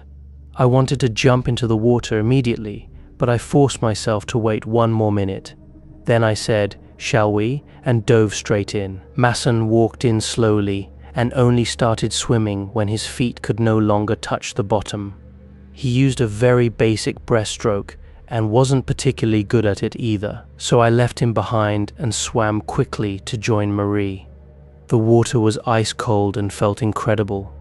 Marie and I swam side by side, perfectly in sync, feeling a deep sense of shared comfort and happiness. We drifted out into the deeper water and flipped onto our backs to float. My face was turned up toward the open sky. The sun began drying the skin on my face, and the salty water that had slipped into my mouth slowly evaporated. We noticed Masson heading back to the beach to stretch out in the sun. From that distance, his body looked enormous. Marie wanted us to swim together. I moved behind her, holding her waist while she used her arms to pull us forward. I only kicked my legs, creating small splashes that echoed through the quiet morning air. After a while, I grew tired, so I let go of her and swam back on my own. I was gliding through the water effortlessly now, breathing deeply and easily. When I reached the shore, I lay down right next to Masson. I rested my face against the warm sand and muttered, "It feels so good here." He nodded in agreement. A little later, Marie came out of the water. I rolled over to look at her. Her entire body glistened with salt water, and she held her wet hair pushed back. She lay down right beside me. The warmth of her body, combined with the baking heat of the sun, began to pull me into a heavy sleep. After some time, Marie shook me awake. She told me that Masson had gone back inside and it was time for lunch. I was starving, so I got up immediately. But Marie held me back, saying, "You haven't kissed me once since this morning." I realized she was right, and truth be told, it was exactly what I wanted anyway. She laughed and said, "Race you to the water." We dashed back into the surf, collapsing into the small waves. After swimming for a brief moment, she grabbed me under the water, wrapping her legs tightly around mine. Holding her like that filled me with an acute wave of desire. When we returned to the bungalow, Masson called us inside. I told him I'm absolutely starving. Right then, without any particular reason, Masson looked at his wife and remarked, "I really like this young man." The bread on the table was excellent, and I ended up eating a massive portion of the fish by myself. Next came the meat and fried potatoes. Everyone ate in silence. Masson had consumed a great deal of wine during lunch and kept refilling my glass over and over. By the time the coffee was served, my head was beginning to feel heavy. I sat there smoking one cigarette after another. We all started making plans to spend a longer stretch of time together on this beach in August, with Masson, Raymond, and me discussing how we would split all the expenses equally. Suddenly, Marie glanced at her watch and cried out in surprise, "Do you know what time it is? It's only 11:30. Everyone was stunned. Masson laughed and said, "It looks like we ate far too early, but then again, whenever a man is hungry, that is when it's lunchtime." For some reason, Marie found this hilarious. She had probably had a bit too much wine herself. Masson stood up and invited me to go for a walk along the beach. He said, "My wife always takes a nap after lunch, which is something I absolutely despise. I always tell her that a midday walk is great for one's health, but she has her own mind." Marie said she would stay behind with Madame Masson to help clear the dishes. Madame Masson laughed, saying, "If we want to get these dishes done, we must chase the men out of here first." So the three of us, Masson, Raymond, and I, set off back down to the beach. The sun was now positioned directly overhead, casting its sharp, brutal glare straight down onto the white sand. The light, reflecting off the water's surface, was so intense that it caused a sharp sting in my eyes. The beach was completely deserted and silent. From inside the nearby bungalows, the faint clinking of plates and spoons could be heard. The heat outside was so suffocating that it was hard to breathe properly. As we walked, Masson and Raymond talked about a topic I knew nothing about. Listening to them, I realized they must have known each other for a long time.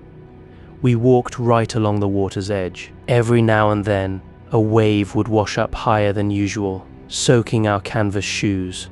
The sun beat down directly on my head, numbing my thoughts entirely. Then Raymond muttered something to Masson that I couldn't quite hear over the heat. At that exact moment, I noticed two Arabs in blue overalls walking slowly toward us from a distance down the beach. I looked at Raymond immediately. He gritted his teeth and said, "That's them." The three of us kept walking. Masson asked in surprise, "How did these guys find their way all the way out here?" I figured they must have spotted us boarding the bus with our beach bags and guessed our destination, but I kept my mouth shut. The Arabs were moving slowly, but they were quite close to us now. "We didn't change our pace," Raymond whispered. "If anything goes sideways here, Masson, you take the second guy. I'll handle my man myself. And Meursault, if a third one shows up, he's yours." I replied automatically, "All right." Masson immediately shoved his hands into his pockets. On that scorching red sand, we steadily closed the distance between us and the Arabs. The gap between the two groups shrank with every step. When we were only a few paces apart, the two Arabs abruptly came to a halt. Masson and I slowed our pace, but Raymond didn't stop. He walked straight up to his man and stood right in front of him. I couldn't hear what he said to the Arab, but the man suddenly made a threatening gesture, as if he were about to strike.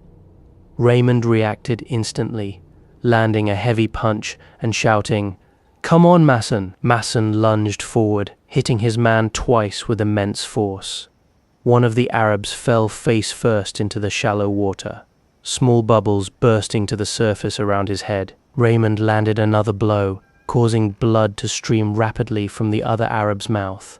Raymond turned to me and snarled, "Watch this. I'm going to teach this bastard a lesson once and for all." I yelled out, "Raymond, watch out. He's got a knife." But before my voice could reach his ears, The Arab had already slashed through the air. Raymond's forearm was cut deep near the wrist, and a slash opened across his mouth. Masson charged forward furiously, but both Arabs retreated rapidly. They backed away, brandishing the knife to keep us at a distance. Once they realized they had put a safe gap between us, they turned and fled down the beach. The three of us stood there under the blinding sun.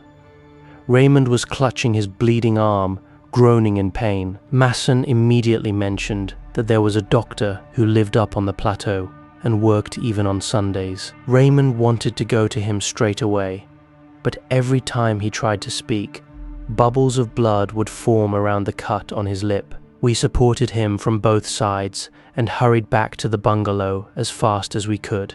When we arrived, Raymond tried to reassure the women, telling them it was just a superficial flesh wound and that he could walk to the doctor himself. He left immediately with Masson. I had to stay behind at the bungalow to explain to the women what had actually happened outside. Madame Masson began weeping loudly, and Marie's face turned completely pale with fear. I found the task of explaining everything incredibly tedious, so I fell silent. I lit a cigarette and stood by the window, staring out at the sea. At exactly 1:30, Raymond and Masson returned. Raymond's arm was bound in a clean white bandage, and a large plaster covered the corner of his mouth. Masson assured us that the doctor said it wasn't serious, but Raymond's expression remained grim and filled with rage. Masson tried to make him laugh, but Raymond refused to speak. Then, out of nowhere, he announced that he was heading back down to the beach. I asked him, "Where are you going in this state?" He snapped back, "Just to get some air." Masson and I immediately offered to join him, but Raymond flew into a rage and shouted at us to leave him alone. Masson caught my arm and said, "Let him go. Don't start a fight." But even so, when Raymond walked out, I followed him down the path. We walked along that burning beach for a long time. The sun was at its absolute peak, its harsh glare fracturing into jagged shards of light across the sand and water.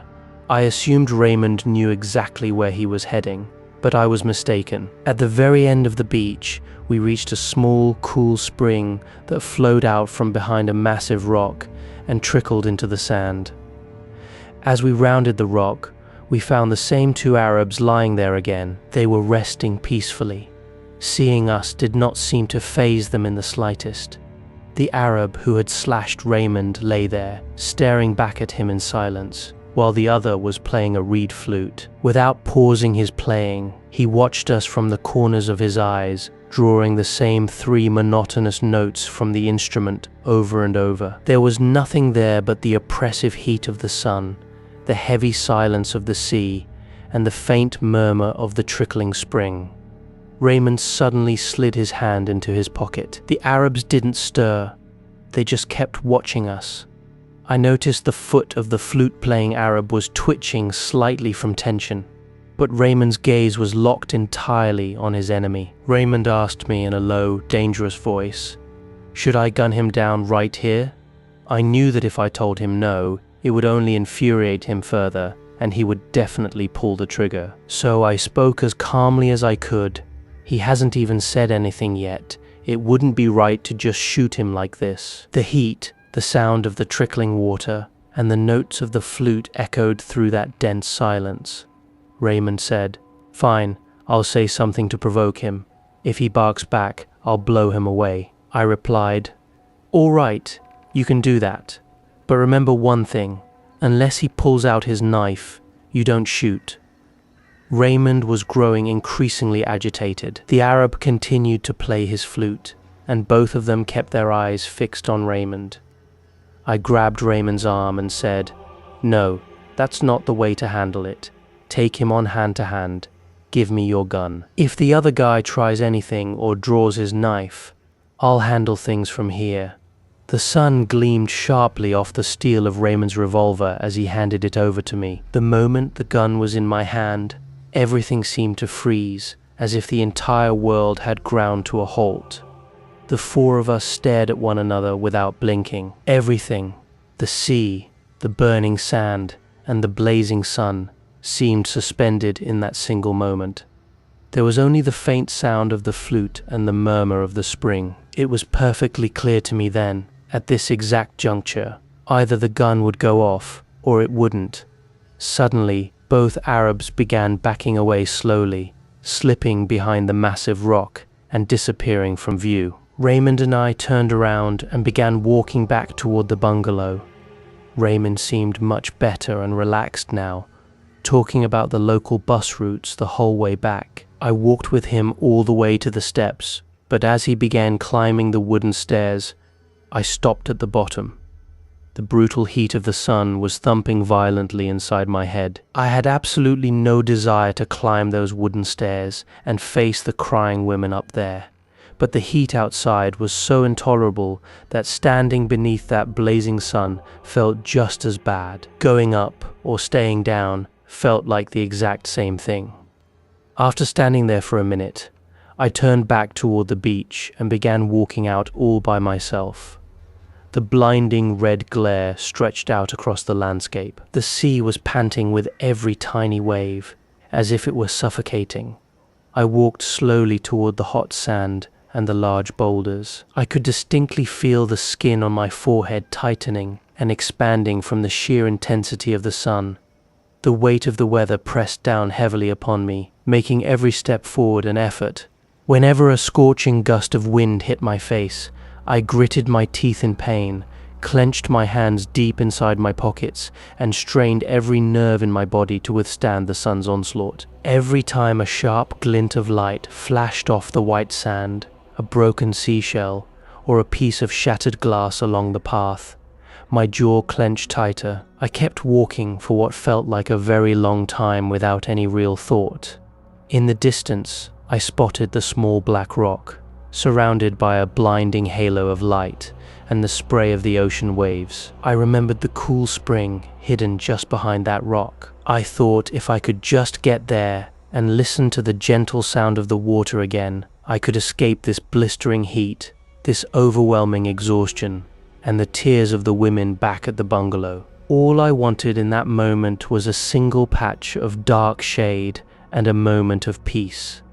But as I drew closer to the rock, I saw to my amazement that Raymond's Arab enemy had returned. He was entirely alone. He was lying on his back behind the boulder, his hands cradling his head. The upper half of his face was shielded by the rock's shadow, but the rest of his body was burning under the direct sunlight. His blue overalls seemed to radiate heat into the air. Seeing him there caught me off guard. As far as I was concerned, the whole affair was over, and I had wandered back to this spot for no particular reason at all. The moment the Arab noticed me, he raised himself up slightly and shoved his hand deep into his pocket. I tightened my grip on Raymond's heavy revolver inside my jacket pocket. He settled back down, but he didn't take his hand out of his pocket. I was standing about 10 meters away from him now. I could tell he was watching me through half-closed eyes, but in the shimmering heat, he looked like nothing more than a blurry figure vibrating in the fiery air. The sound of the waves had grown incredibly slow, lazy, and drawn out. It was the exact same sun, the same harsh light, and the same scorching sand. It felt as though the entire day had been frozen in place for the last 2 hours, like a sea of molten lead suspended in the air. Far out on the horizon, a tiny steamer ship was visible. I could see its dark speck out of the corner of my eye, but I refused to break eye contact with the Arab for even a second. It occurred to me that if I just turned around and walked away quietly, this would all be over. But the entire beach, throbbing under the sun's fury, pressed heavily against my back. I resolved to take a step forward. The Arab was still a safe distance away. Perhaps because of the shadow falling across his face, it looked as though he was smirking at me. I stood there and waited. The skin on my face was blistering under the sun, and heavy beads of sweat began to pool along my eyebrows, weighing down my eyelids. The sun was burning exactly the way it had on the day I buried my mother. It was exactly the same, a sharp, Throbbing pain shot through my forehead, as if every single vein beneath my skull were about to burst. All I wanted was to rip myself away from this blinding, unbearable heat that had pushed me past my breaking point. I knew perfectly well that taking another step forward wouldn't make the heat go away, yet under some inexplicable pressure, I took that step anyway. And right then, without even standing up, the Arab flashed his sharp knife out of his pocket. He held the blade straight up toward the sun. The brilliant light caught the steel and flashed a blinding reflection straight into my open eyes, like a searing blade cutting right through my forehead. In that exact instant, the heavy sweat pooling on my eyebrows broke free, running down into my eyes and forming a thick, burning veil over my sight. My eyelids snapped shut from the pain. All I could hear inside my head was the deafening thud of the sunlight. The gleaming knife before me felt like a burning arrow, its fiery edge piercing through my closed eyelids and filling my eyes with an unbearable stinging sensation. Suddenly, the world around me began to spin. The sea exhaled a massive, scorching breath. It felt as if the entire sky had split wide open from end to end, raining down sheets of pure fire upon the beach. My entire body tensed up instantly. My finger hooked around the trigger of the revolver inside my pocket, feeling the smooth, cold metal beneath it. And with that sharp, deafening blast, everything shattered in an instant. I shook the sweat and the blinding glare from my vision. I knew in that very second that I had shattered the beautiful balance of the day. The unique silence of a beach that had once brought me joy was now gone forever. Then, without stopping, I fired 4 more times into the motionless body. The Arab's body lay there on the sand, completely still. The bullets tore into his cold flesh, leaving no visible marks on the surface. And each resounding blast felt exactly like I was knocking 4 sharp times on the door of my own unhappiness.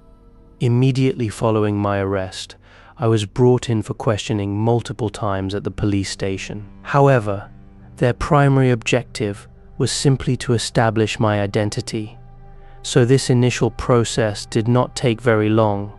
During my first visit to the station, no one seemed to take any particular interest in me or my case, but exactly 1 week later, the examining magistrate, who had been assigned to my file, began observing me with an intense, curious gaze. To commence the proceedings, he began by asking me a few very basic, standard questions, such as my name, my current address, my occupation, and my place of birth. The magistrate asked me next if I had hired a lawyer. I said no, and asked if it was really necessary. "Why do you think it isn't?" he inquired. I replied, "Because my case is very simple." He smiled faintly and said, "That is your opinion, but the law is the law. If you don't appoint a lawyer, the court will assign one to you." I found it rather comforting that the court took care of these details itself. When I told him this, he agreed and remarked that it was a good law. In the beginning, I didn't take him very seriously. I was led into a room with heavy curtains, lit only by a single lamp that shone directly onto a chair. He made me sit in that chair while he remained standing in the shadows of the curtains. I had read about such scenes in novels before, so it all felt like a game to me. But as we spoke further and I observed him closely, I realized he was a tall, educated man with deep blue eyes, a long grayish-white mustache, and thick white hair. He looked highly intelligent, and overall, he seemed like a reasonable person, except for a small nervous tic that occasionally twitched his mouth. As I was leaving the room, I thought for a moment about shaking his hand, but then I suddenly remembered that I had killed a man. The next day, a lawyer came to visit me in jail. He was a short, stout man, quite young, with neatly styled hair. Even though I was in my shirt sleeves without a jacket, he had arrived formally dressed in a black suit, a wing collar, and an odd black and white striped tie. He placed his briefcase, a bag filled with files, on my bed, introduced himself, and told me he had studied my case thoroughly. He noted, "The case is tricky, but if you place your trust in me, we can win." I thanked him. Then he said, "Let's get to work." Sitting down on my bed, he informed me that my private life had been investigated. They had discovered that my mother had passed away in a nursing home. Furthermore, inquiries had been made in Marengo, which revealed that I had been insensible on the day of my mother's funeral. The lawyer looked at me and said, "You understand, it is awkward for me to ask this, but it is absolutely necessary because it could become a major point for the prosecution." He then asked, "Were you sad on that day?" The question caught me off guard. I felt that if I had to ask someone else such a thing, I would feel deeply awkward. I replied, "I don't have the habit of analyzing myself, so I don't really know how I was feeling. Perhaps I loved my mother, but that doesn't mean anything. At one point or another, every human being has wished for the death of those they love." The lawyer looked completely shocked and horrified. He immediately made me promise that I would never repeat this in court or before the magistrate. I tried to explain to him that my nature is such that my physical needs often get in the way of my emotions. On the day of my mother's funeral, I was so exhausted that I wasn't even fully aware of what was happening around me. I told the lawyer, "I do know that I wished my mother hadn't died," but he wasn't satisfied. He thought for a moment and asked, "Can I at least say in court that you had suppressed your natural emotions on that day?" I flatly refused. "No, because that wouldn't be the truth." He looked at me with a strange expression, as if he felt disgusted by me. He warned me sharply that this attitude could ruin my defense. I pointed out, "What does any of this have to do with my case?" He merely replied that I had no experience with the law, and then he left the room in a fit of anger. I actually wished he had stayed a little longer. I wanted to explain to him that I didn't just want a clever lawyer, I simply wanted to ensure the facts were kept straight. But I felt like I was disturbing him. It was clear he didn't understand me, and perhaps he disliked me for that very reason. I wanted to reassure him that I was just like everybody else, but I realized it was pointless, so I let it go. After that, I was brought before the magistrate once again. It was 2 o'clock in the afternoon. The sunlight streaming into his office was softened by a thin curtain, but the heat remained intense. He asked me to sit down and said politely, "Your lawyer could not make it today due to unforeseen circumstances, but you have the right to remain silent and wait for him." I replied, "I can answer for myself." He pressed a button, and a young clerk entered and sat directly behind me. The two of us leaned back in our chairs, and the interrogation began. The magistrate mentioned that people were describing me as taciturn and withdrawn. He asked what I thought about that. I answered directly, "It's just that I rarely have much to say, so I keep quiet." He smiled faintly, just like the last time, and remarked, "That is the best possible reason." Then he added, "In any case, it isn't very important." He stared at me intently, suddenly leaned forward, and said in a sharp voice, "What interests me is you." I didn't quite understand what he meant, so I chose not to reply. Then he said, "There are 2 or 3 things about your story that I fail to understand, but I am certain you can clear them up for me." I said, "It's all very simple." He asked me to recount the events of that day once again. I repeated everything exactly as before. Raymond, the beach, the swim, the fight, returning to the beach, the little spring, the blinding sun, and the 5 bullets from the revolver. After each point, he muttered, "Right, right." And when I mentioned that the man was already down on the ground when I kept firing, he nodded and said, "I see." By this point, I was thoroughly exhausted from repeating the story. It felt like I had never spoken so much in my entire life. After a brief silence, he stood up and announced that he wanted to help me, and that with the help of God, he would do something for me. But first, he had a few more questions. Out of nowhere, without any warning, he asked, "Did you love your mother?" I replied, "Yes, Like everybody else, at that moment, the clerk who was typing missed a key by mistake. Then the magistrate asked, "Did you fire all 5 shots at once?" I thought about it for a moment and said, "I fired the first one. Then, a few seconds later, I fired the remaining 4. "Why did you pause between the first and the second shot?" he demanded. Suddenly, I felt the memory of the red sand and the burning sun on my forehead all over again. But this time, I didn't answer. A heavy silence filled the room. The magistrate grew restless. He sat down, ran his hand through his hair, and leaned across his desk. A strange look appeared in his eyes as he asked again, "Why did you shoot at a man who was already down on the ground?" Again, I said nothing. He rubbed his forehead and repeated, "Why? You must tell me why." Still, I remained silent. Suddenly, he stood up, walked to a corner of the office, opened a drawer, and pulled out a silver crucifix. Brandishing it as he walked back toward me, he shouted in an agitated voice, "Do you know who this is? I believe in him. Even the worst criminal cannot be so sinful that God will not forgive him. But for that, a man must repent and make his heart as pure as a child's." He was leaning entirely over the table now, waving the crucifix right above my head. To be honest, I found it difficult to follow what he was saying. First of all, the heat in the room was stifling. Secondly, large flies were buzzing around his office, repeatedly landing on my face.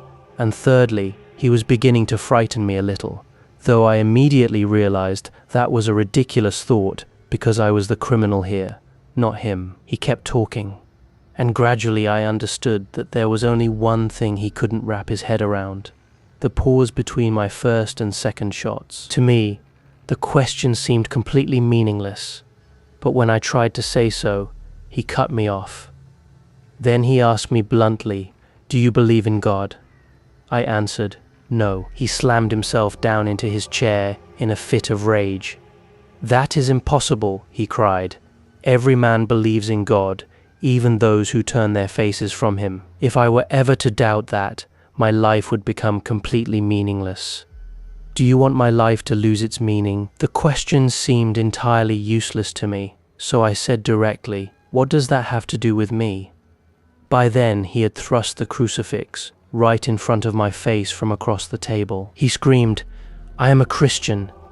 I pray to God to forgive your sins. How can you refuse to believe that he suffered for your sake?" I could tell he was being completely sincere, but I was simply bored. The heat in the room was rising. As always, whenever I want to get rid of someone, I pretend to agree with them, but the moment I nodded, he cried out triumphantly, "You see, you do believe." I immediately corrected him. "No." He slumped back into his chair, looking utterly exhausted. The clerk was still typing away. The magistrate looked at me with a deeply sorrowful expression and said in a low voice, "I have never seen a soul as hardened as yours." Then he asked, "Do you regret what you have done?" I thought about it for a moment and said, "I don't feel regret." "Exactly. It's more that I feel a kind of annoyance, a stubborn vexation." He didn't understand my meaning, but our conversation for the day ended there. There are certain things in life that I have never liked talking about. A few days after arriving in prison, I realized that I wouldn't enjoy discussing this part of my life either. But later on, I found that it didn't really matter. For the first few days, it didn't even feel like I was in prison. It felt more like I was simply waiting for something to happen. Everything changed after Marie's first and last visit. The day I received her letter, everything came to a sudden halt. She wrote that she was no longer allowed to visit me because she wasn't my legal wife. From that day onward, I truly felt that this prison cell had become my home. On the day I was arrested, I was placed in a large room with several other prisoners, most of whom were Arabs. They looked at me and began to laugh. Then they asked what I was in for. I said, "I killed an Arab." Hearing this, everyone fell completely silent. A few minutes later, darkness fell. They kindly showed me how to arrange the sleeping mats on the floor, explaining that by rolling up one end, I could form a pillow. All through the night, I felt as if insects were crawling across my face. A few days later, I was moved to a separate cell. It contained a wooden plank for a bed, a bucket for a toilet, and a tin basin to wash up.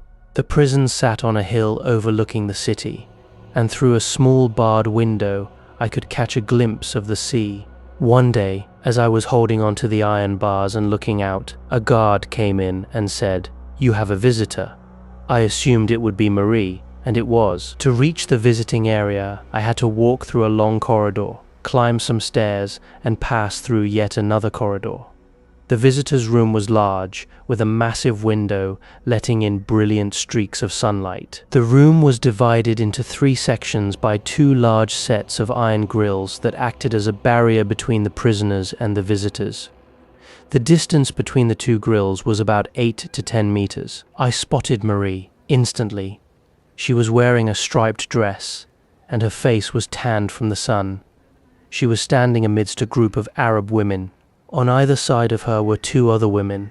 One was a thin, frail woman who looked devoid of life, and the other was a stout woman who sat with her head uncovered. Because of the vast distance between the grills, the visitors and prisoners had to shout to hear one another.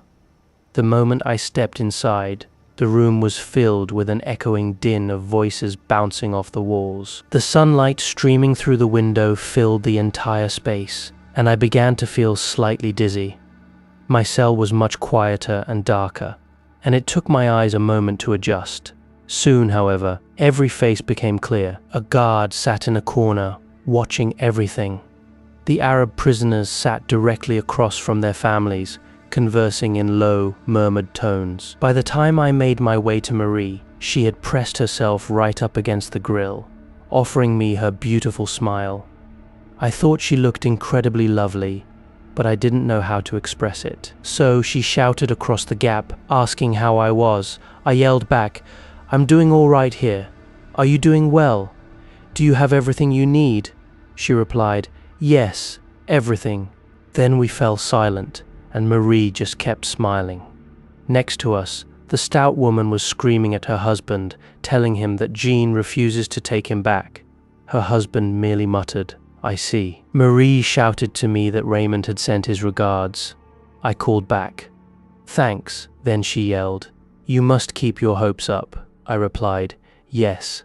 Looking at her, all I wanted was to reach out and touch her shoulders. She shouted again, "You will get out of here, and then we will get married." I simply said, "Do you really think so?" "Of course," she cried out. "You'll be acquitted, and then we'll go swimming together again." Just then, the other woman began shouting loudly about a basket she had left with the clerk, counting off every single item aloud to make sure nothing was missing. The thin, frail woman and her young son just stared at each other in total silence, while the low murmuring of the Arab prisoners echoed beneath the din. Outside, the sun grew even brighter. I began to feel physically ill from the noise. My head was pounding, and I wanted nothing more than to leave. But at the same time, I wanted to make the most of every single moment I had with Marie. I lost track of how much time had passed. Marie kept telling me about her job, never breaking her smile.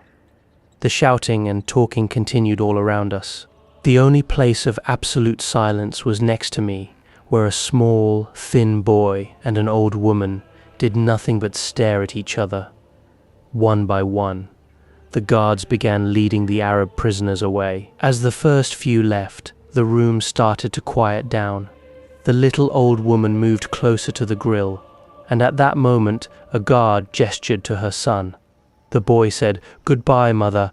His mother reached her hand through the double set of bars for a fleeting farewell, and then she was gone. A man holding his hat in his hand took his place, and as more prisoners were brought in, the low, whispered conversations resumed. The room grew relatively quiet again. The prisoner next to me was called forward. Without lowering her voice, his wife shouted, "Take care of yourself and be careful." Then it was my turn. Before turning to leave, Marie blew me a kiss across the room. I looked back one last time. She was still standing there, her face pressed against the iron bars, wearing that same sad, forced smile. It was shortly after this that her letter arrived, and that was when the things I prefer not to talk about truly began. But I won't exaggerate. For me, adapting to prison life was much easier compared to what other people go through. The early days were the hardest because my thoughts were still those of a free man. I would suddenly be seized by a violent urge to be out on the beach, to walk down right to the water's edge. The moment I imagined the cool waves washing over my feet as I stepped into the sea, the harsh reality that I was locked inside a small room would hit me. But that phase only lasted for a few months. Eventually, I began to think like a true prisoner. I found myself living solely for the small routine events of the day, waiting for the hour we were allowed to walk in the prison yard, or looking forward to a visit from my lawyer. The rest of the time, I managed to get through. I remember thinking one day that if I were locked inside the trunk of a dead hollow tree, with nothing to look at but a tiny patch of sky through a small knot hole, I would eventually adjust to that life too. I would learn to wait for the birds to fly past, or for the clouds to gather, just as in this world I found myself waiting to see what color tie my lawyer would be wearing. This line of thought brought back memories of my mother. She used to say that a human being can get used to absolutely anything over time. I tried not to let myself dwell on these thoughts too deeply. The first few months were undoubtedly difficult, but eventually that very difficulty became a way to pass the time. I missed the company of women terribly. I didn't just think about Marie. I thought about every woman I had ever known or been with, remembering every moment spent with them, one by one. On one hand, these memories made me deeply restless, but on the other hand, they helped the hours slide by. I ended up striking up a bit of a friendship with the head guard of the prison, the man who accompanied the kitchen staff during mealtimes. One day, he heard me complaining about the lack of women. He remarked, "That is the very first complaint every single prisoner makes." I said, "It's the same for me, and it feels completely unfair." He smiled and said, "But that is exactly why you are in prison." I looked at him in surprise and asked, "What do you mean?" He explained, "Your freedom has been taken away from you. That is your punishment." I had never looked at it from that perspective before, but reflecting on it, I realized he was entirely right. Then there was the matter of cigarettes. The moment I was brought to the prison, they confiscated my belt, my shoelaces, my collar, and every single item inside my pockets. The biggest blow for me was the cigarettes, which were never returned. For the first few days, the craving was excruciating. I would resort to splintering off small pieces of wood from my bed frame just to suck on them. I felt nauseous throughout the day. I couldn't understand why they would deprive me of something as harmless as a cigarette, which does no harm to anyone. Later, of course, I understood that this too was an intentional part of the punishment, but by the time I realized that, I had already grown accustomed to living without them, so it ceased to feel like a punishment at all. Aside from these initial annoyances, I didn't face much trouble. My main dilemma was simply how to kill time. But once I learned the art of remembering, I never found myself bored again. I would start by visualizing my old bedroom. In my imagination, I would begin in one corner and slowly circle the room, cataloging every single object I passed along the way. In the beginning, this mental exercise would end very quickly. But each time I restarted the process, it took a little longer. I forced myself to remember every single piece of furniture, every item resting on top of it, and every minute detail of those items, their exact color, their texture, a tiny crack in the wood, or a chipped corner. I made it a point to remember every single detail. Within a matter of weeks, I could spend hours on end merely counting the various belongings in my room. The deeper I searched my mind, the more details emerged that I had completely forgotten before. It made me realize that even if a man had lived for only a single day in the outside world, He could easily spend 100 years in prison without ever growing bored, because he would possess a vast, inexhaustible treasure trove of memories to keep him company. In a way, it was a great advantage. Initially, I couldn't sleep well at night, and I couldn't sleep during the day at all. But gradually, my nights became peaceful, and I found myself able to sleep during the day as well. In the final few months of my confinement, I was sleeping anywhere from 16 to 18 hours a day. That left me with only about 6 hours of waking time to fill with meals, physical necessities, my memories, and a story. One day, tucked beneath the wooden planks of my mattress, I discovered an old scrap of newspaper. It was so ancient that it had turned yellow and semi-transparent. It contained a news report, though the opening portion of the text was missing. However, from what remained, I could gather that it was a story set in Czechoslovakia. It was about a man who, the newspaper clipping told a story of a man who had left his small Czech village to make his fortune abroad. 25 years later, having become rich, he returned with his wife and child. His mother and sister were now running a small hotel in his native village. Wanting to give them a surprise, he left his wife and child at another lodging, went to his mother's hotel, and stayed there as an unrecognized guest. He foolishly showed off his immense wealth. That night, failing to recognize him, his mother and sister struck him over the head with a hammer to rob him, killed him, and threw his corpse into the river. The next morning, his wife arrived at the hotel, and entirely unaware of what had happened, revealed her husband's true identity. Upon realizing the truth, the mother hanged herself, and the sister threw herself down a well. I read this story 1,000 times. On one hand, it felt completely impossible, but on the other hand, it seemed perfectly natural. I felt that the man who was playing a cruel joke by refusing to reveal himself to his mother and sister got exactly what he deserved. One should never play games with life. In this manner, swallowed by sleep, my endless memories, a crime story, and the seamless rotation of day and night, time slipped away without my even realizing it. I had heard before that a man loses all track of time in prison, but when I first heard that, I hadn't truly understood what it meant. The days were long, yet they bled into one another so slowly that they became entirely indistinguishable. The very names of the days were lost. Only the concepts of yesterday and today retained any meaning. One day, a guard informed me that I had been in prison for 5 months. I accepted his word, but I couldn't truly grasp it. To me, it felt like one single, unending day that just kept rolling forward. That same day, after the guard left, I caught a reflection of my face in my tin plate. I thought I was attempting to smile, but my expression remained just as sullen and rigid as before. I tilted the plate at various angles, but no matter how I held it, my face remained stubbornly serious.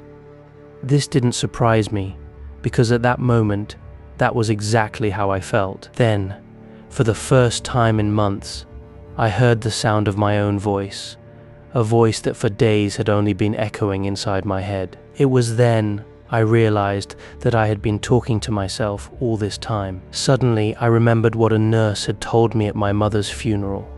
There is no way out of here, and no one can truly understand the nights in a prison. But to be perfectly honest, the time between one summer and the next passed by very quickly. As the weather grew warmer, I sensed that something new was about to happen. My case was set for the final session of the Court of Assizes, which was scheduled to conclude in June. When the trial finally began, the sun outside was blazing. My lawyer had assured me that the whole thing would only last 2 or 3 days. He had even remarked, "The court won't have much time to waste on you. Your case isn't the most important one on the docket. Right after you, they have a case of parricide, a man who killed his own parents."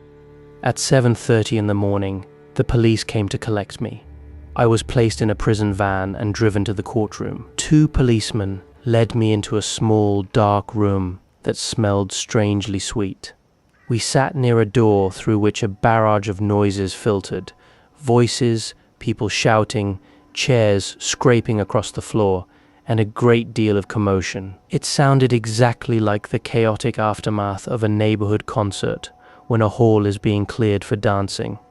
The policeman told me we had to wait for the judges to arrive. One of them offered me a cigarette, but I turned it down. After a short while, he asked, "Are you nervous?" I said, "No," and to tell the truth, I was actually quite interested in watching a trial, as I had never had the opportunity to see one before. The other policeman muttered, "Yeah, but after a while, it gets incredibly boring." A few moments later, a small bell rang. The policeman removed my handcuffs, opened the door, and led me into the courtroom. The entire hall was packed with people. Despite the heavy curtains drawn across the windows, the bright sunlight forced its way inside, and the heat was mounting by the minute. Not a single window had been opened.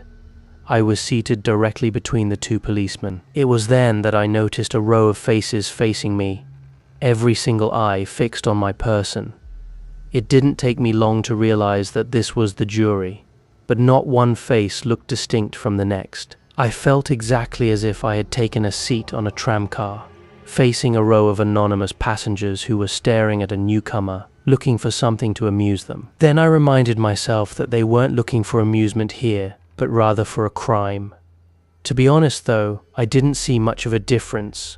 Surrounded by so many people, I felt a wave of dizziness. At first, I couldn't comprehend that all these people had gathered just to see me. Never in my life had I received so much attention. For a fleeting second, it hit me that all this noise and spectacle was entirely because of me. I turned to the policeman and said, "What a massive crowd." He explained that it was because of the press, pointing toward a group of men seated just below the jury box. I asked, "Who are they?" And he replied, "The press."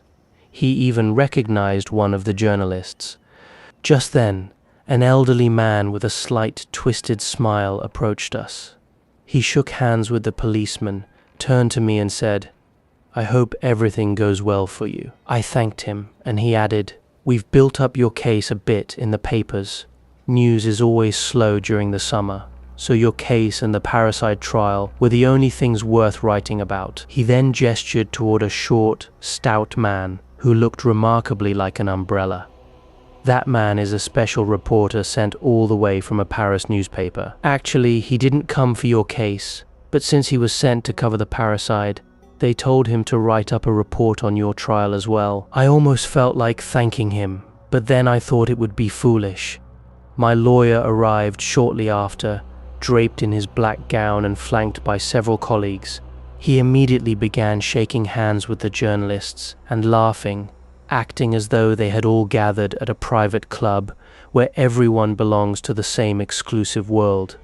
It made me feel utterly isolated, a stranger, an outsider. The court bell rang, and everyone rushed to their seats. My lawyer stepped up to me, shook my hand, and instructed, "Don't say too much. Just give short answers to whatever they ask, and leave the rest to me." I nodded in agreement. I noticed that to my left, a chair was pulled back for a tall, thin man wearing a brilliant red robe and a pair of spectacles. He carefully adjusted the folds of his gown as he sat down. This was the prosecutor. Suddenly, a court usher barked, "All rise."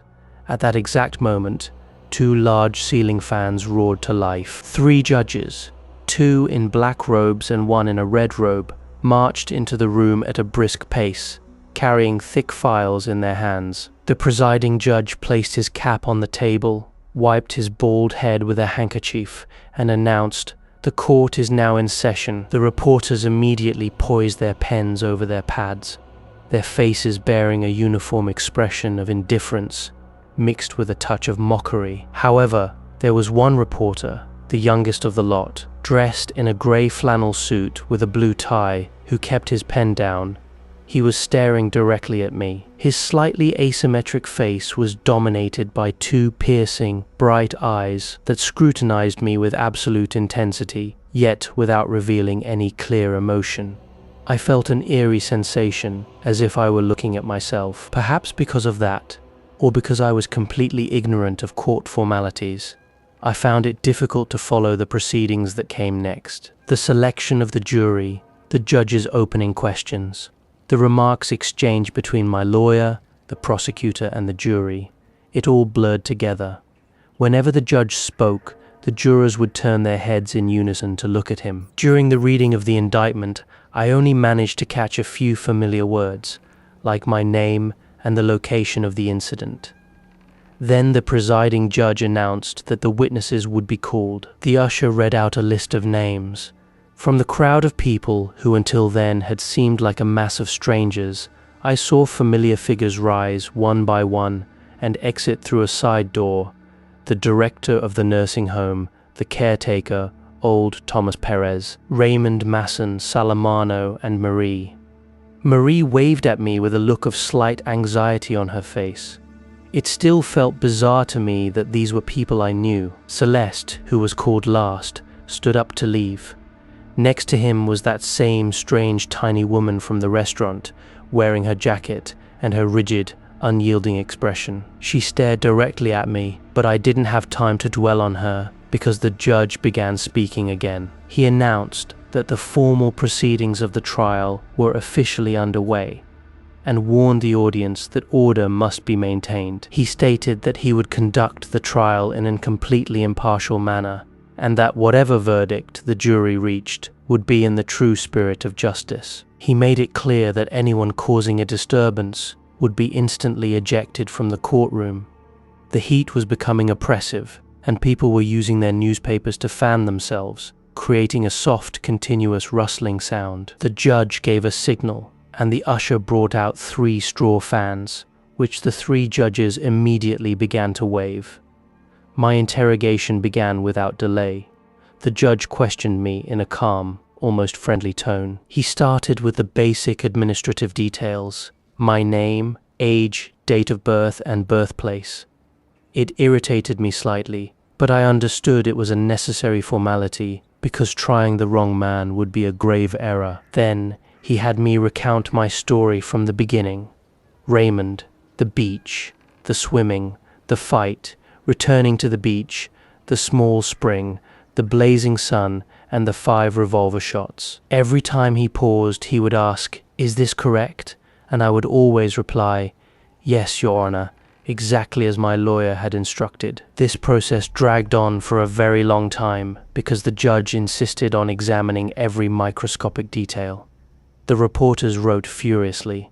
I could feel the gaze of that youngest journalist and the strange, robotic woman firmly fixed on me. The judge signaled once more and said, "Now, we shall move to a few questions that may not seem directly connected to the case, but which may have a significant bearing on it." I knew instantly that this would be about my mother, and I dreaded hearing it.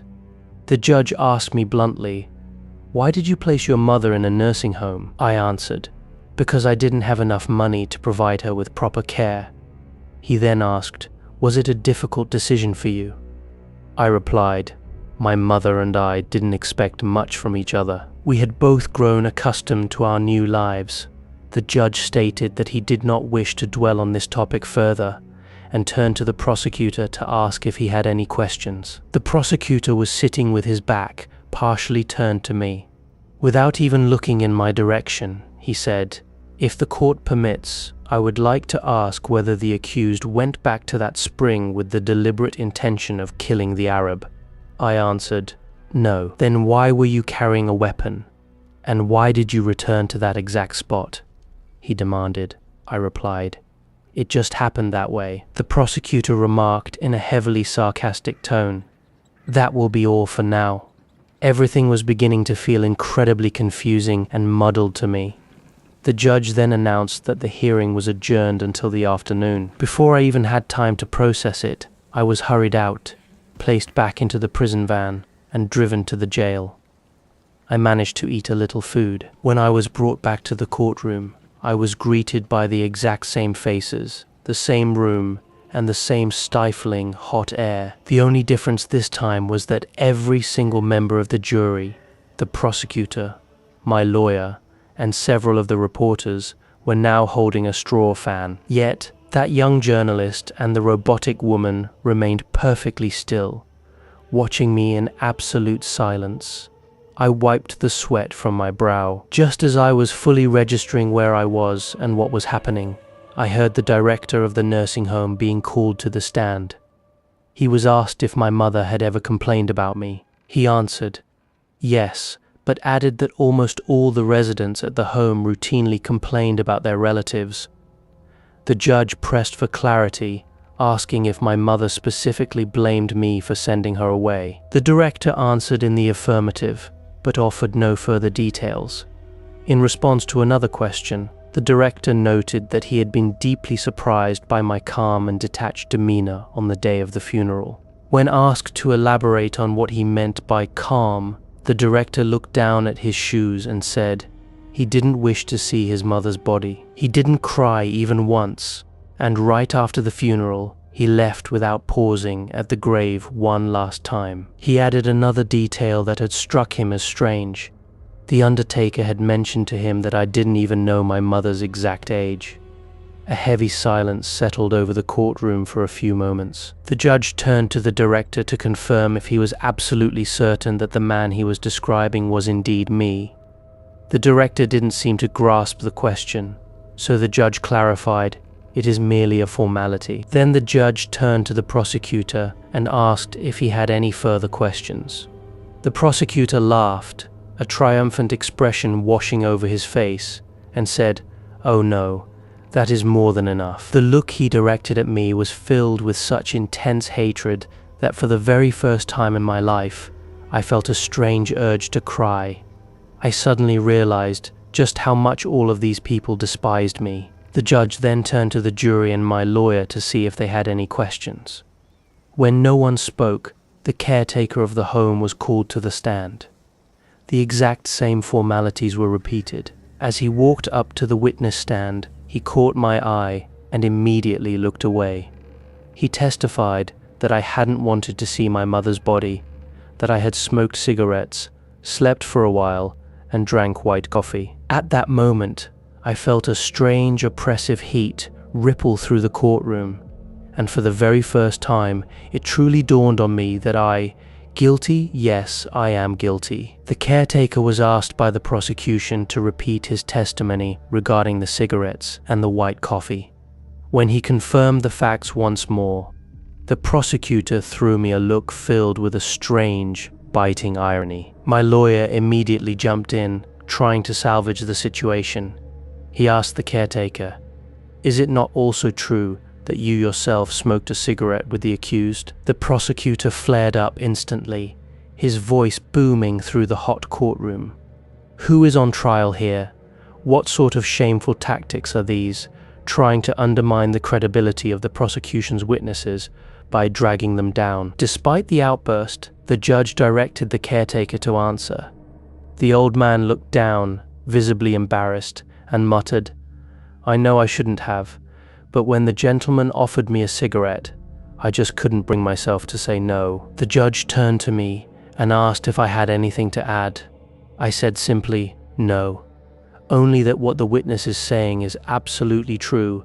I did offer him that cigarette." The caretaker looked at me with a look of surprise, mixed with a touch of quiet gratitude. He hesitated for a second, then added on his own accord, "And it was I who offered him the white coffee." My lawyer beamed triumphantly. The court should take careful note of this statement.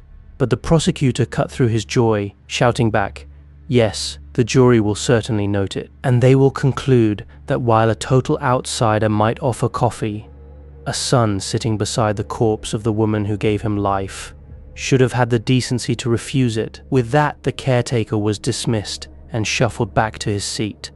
Next came old Thomas Perez. The court usher had to physically support his arm to guide him to the witness stand. Perez stated that, in truth, he only really knew my mother and had only ever seen me once, on the day of the funeral. The judge asked him how I had behaved on that day. Perez replied, "I was in so much pain myself that I didn't see anything. My grief was so deep that everything was a blur. I even fainted during the procession, so I couldn't see the gentleman at all. The prosecutor leaned forward. But did you at least see him cry? No, Perez replied honestly. The jury will note that, the prosecutor stated firmly. My lawyer, now thoroughly irritated, turned to Perez and asked in an exaggerated, mocking tone, But did you actually see that he didn't cry? No, Perez repeated. A wave of light laughter rippled through the courtroom. Feeling the shift in energy, my lawyer confidently rolled up one of his sleeves and declared to the room, This is the true picture of this entire trial. Everything is the truth, and yet nothing is the truth. The prosecutor's face remained entirely blank. He simply picked up his pencil and began poking tiny, rhythmic holes into the cardboard cover of his case file. During a brief 5-minute recess, my lawyer whispered to me that everything was turning in our favor. But then, Celeste was called to testify for the defense, meaning me. Celeste kept looking in my direction, nervously spinning his Panama hat in his hands. He was wearing the new suit he usually saved for a rare day out at the racecourse. He looked incredibly uncomfortable. It seemed he had struggled with his collar, as his shirt was fastened together by nothing more than a small brass pin. When asked if I was a customer of his, he answered proudly, yes. But he wasn't just a customer to me, he was a true friend. The judge asked him what kind of a man I was in his eyes. Celeste blurted out, He's a man. The judge asked him to clarify what exactly he meant by that. Celeste simply shrugged and said, Everyone knows what a man means. Did you ever find him to be withdrawn or isolated? The judge pressed. He only speaks when he has something worth saying, Celeste replied. The prosecutor then interjected, asking if I always paid my bills on time. Celeste laughed it off and said, Between us, money was just a minor detail. Then he wanted to share his thoughts on the crime itself. He gripped the edges of the witness box, looking as though he had prepared a speech in advance. If you ask me, Celeste said firmly, the whole thing is just a piece of bad luck. Everyone knows what bad luck is. It hits you when you're defenseless, and that's all there is to it. In my opinion, this whole thing was just a terrible piece of bad luck. He wanted to keep going, but the judge cut him off politely. Thank you. That will be quite enough. Celeste paused, looking stubborn. But I have more to say. The judge insisted he keep it brief, but Celeste could only repeat his central thought. It was just a piece of bad luck. The judge looked slightly annoyed. Yes, well, we are here precisely to pass judgment on this specific kind of bad luck. Thank you, Celeste. As he stepped down, Celeste turned his eyes to me. There was a bright, earnest look in them, as if he were trying to say, I did everything I could for you. I didn't say a word, nor did I wave, but for the very first time in my life, I felt a genuine urge to wrap my arms around another man and hug him. Following the judge's gesture, Celeste went and sat among the spectators. Throughout the remainder of the trial, he remained leaned forward, elbows on his knees, hanging on every word. Then Marie took the stand. She was wearing a hat and still looked incredibly beautiful, though I always preferred her without a hat, with her hair loose. From where I sat, I could see the soft curve of her breasts and the slight pout of her lower lip. She looked terribly anxious. She testified that she had known me since the day she worked in our office. The judge asked about the nature of our relationship. I am his friend, she said.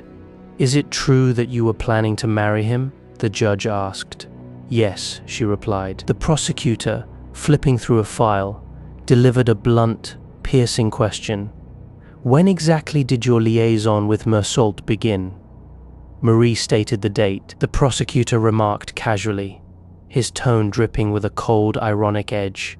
If I am not mistaken, that was the exact day after his mother's funeral. He added that he had no desire to dwell on a sensitive matter, but it was his solemn duty to bring the facts to light. He then commanded Marie to tell the court exactly what we did on that day.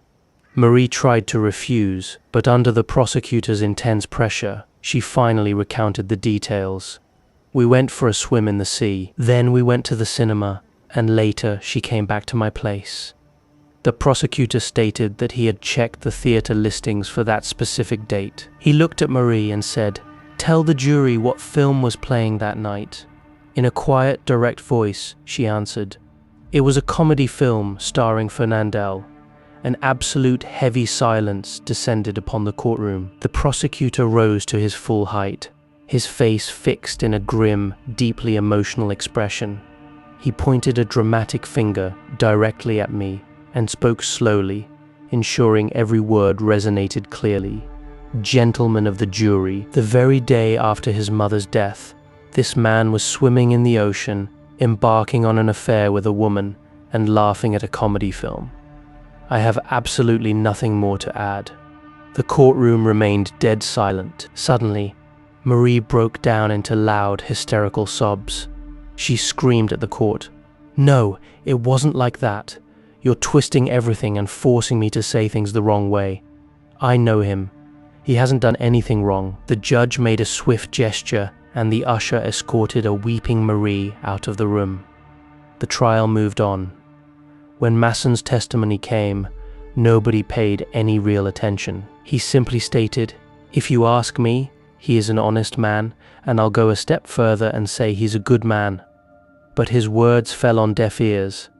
When Salamano spoke, he was similarly ignored. He tried to tell the court how kind I had been to his dog, and when asked about my mother, he pleaded, "You have to understand, Meursault and his mother simply had nothing left to say to one another, which is why he sent her to the home. You must understand." But nobody cared to understand, and Salamano was ushered out. The final witness was Raymond. He waved a greeting to me as he walked up and immediately blurted out, "This poor man is entirely innocent." The judge cut him off sharply. "We are not looking for your judgment here, witness. We only want the facts. Answer the questions directly, without any extra commentary." Raymond was asked to describe his relationship with the victim. Seeing an opportunity to explain, Raymond said, "The victim hated me because I had beaten his sister." The judge asked, "Did the victim have any reason to hate Meursault as well?" Raymond replied, "No.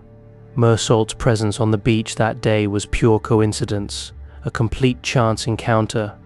The prosecutor chimed in with another question. "Then tell us this, the letter that provoked this entire violent affair in the first place. Wasn't it written by Meursault himself?" Raymond repeated. "Like I said, that too was just a coincidence." The prosecutor let out a sharp, mocking laugh. "It seems chance has a great deal of sins to answer for in this case." He began counting off points on his fingers. Was it a mere coincidence that Meursault did not stop Raymond from beating his girlfriend? Was it a mere coincidence that he went to the police station to testify on Raymond's behalf? And was it a mere coincidence that his testimony proved to be so extraordinarily beneficial to Raymond? Raymond remained silent. The prosecutor delivered his final, crushing question, "How do you earn your living?"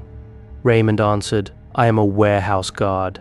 The prosecutor turned to face the jury directly. "It is common knowledge that this man is, in reality, a pimp, and Meursault is his chosen friend and accomplice." Turning back to the courtroom, his voice rose in righteous fury. This was no random act of violence. This was a sordid, low crime, the act of a monster completely devoid of any morality or human principles. Raymond tried to defend himself, and my lawyer objected, but the judge ruled, "Allow the prosecution to finish his thought." The prosecutor looked at Raymond one last time. "Was he your friend?" "Yes," Raymond said. "We are friends." The prosecutor then spun around, pointed at me, and hurled the same question. "Is he your friend?" I looked at Raymond, and he looked back at me. I replied, "Yes." The prosecutor turned to the jury with an air of finality. "This is the very same man who, the day after his mother's death, was drowning himself in wine and women. He took a human life for a petty, squalid reason, to settle a score born out of a thoroughly indecent and immoral lifestyle. He then sat down, My lawyer had completely lost his patience. He threw his arms up in the air, his black sleeves slipping down his arms, and yelled at the top of his lungs. "Is this a trial for burying a mother? Or is it a trial for killing a man?" The spectators burst into laughter, but the prosecutor rose once more, straightened his red robe, and addressed the jury. "My esteemed colleague fails to see the truth. There is a deep, terrifying, and profoundly tragic relationship between the death of this mother and the crime committed by this man." Then, with a booming proclamation, he declared, "I accuse this man of buried his mother with crime already in his heart." The statement sent a visible shockwave through the courtroom. My lawyer, visibly frustrated, shrugged his shoulders and began wiping the sweat from his face. I could feel the tide turning completely against me. The trial was adjourned for the day, and I was taken out of the courthouse back to the prison van. As we drove away, for a brief moment, a profound sense of familiarity washed over me. I caught the unmistakable scent and color of a summer evening. Locked inside the darkness of my moving prison, I could identify every single sound of the city, sounds that in another life used to bring me joy. The distant cries of newspaper vendors, the last birds swirling over the town square, the shouts of the sandwich sellers, the screech of the tram taking a sharp turn in the upper city, and that low muffled hum in the sky just before night falls. All of these sounds painted a vivid picture of a familiar path through the city. But whereas that path used to lead me toward a peaceful, carefree sleep, it now only led me back to a locked cell. It is always a strange experience, even from a prisoner's dock, to sit and listen to people talk about you for hours on end. Both the prosecutor and my lawyer had a great deal to say about me, arguably far more about me than about the actual crime. But when you really looked at it, were their speeches all that different? My lawyer raised his hands and pronounced me guilty, but offered an explanation. The prosecutor waved his hands and pronounced me guilty, but without any explanation. One thing was deeply bothering me. My mind was racing, and whenever I felt a sudden urge to speak up, my lawyer would hiss, "Keep quiet, you'll ruin your own case." It felt as though this trial had absolutely nothing to do with me. Everything was happening without my participation. My very fate was being decided without anyone bother to ask for my input. Sometimes I felt an overwhelming urge to interrupt them all and shout, "Wait a minute, who is the actual accused here? I have something to say too." But then, reflecting on it, I didn't even know what I would say. The truth is, people lose interest in things very quickly. As the prosecutor kept talking, I found myself growing profoundly bored. I only remembered a few of his theatrical gestures and a couple of lines. The core of the prosecutor's argument was that my crime was entirely premeditated. "I shall prove to you that this was planned in two ways," he told the court.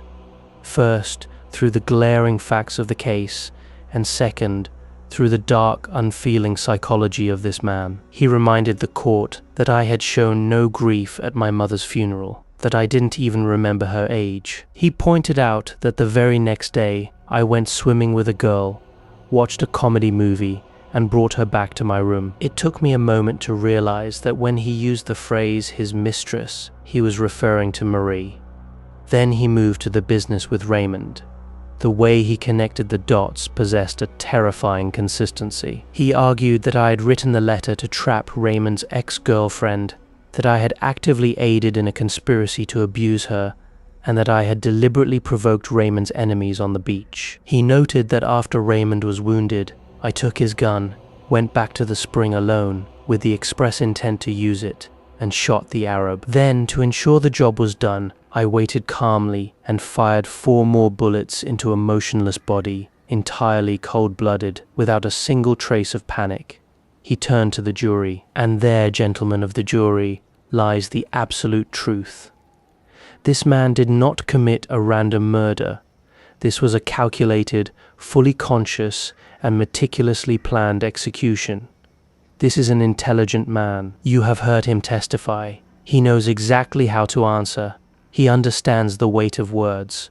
No one can claim he did this blindly or without understanding. Listening to him, I realized I was being painted as a highly intelligent man, but I couldn't understand how the standard good qualities of an ordinary human being were being weaponized against an accused man to demand the ultimate punishment. I tuned out his voice until I caught him asking the room, "Has this man ever shown a single shred of remorse?" Never. He looked directly at me, leveled his finger, and shouted angrily. Not once, throughout the preliminary hearings, he has not expressed a single moment of sorrow or regret for his heinous crime.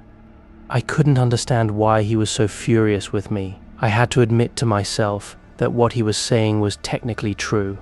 I didn't feel any true remorse for what I had done, but his explosive rage seemed entirely unnecessary. I wanted to explain to him, in a friendly sort of way, that I have never been capable of feeling true, deep remorse for anything.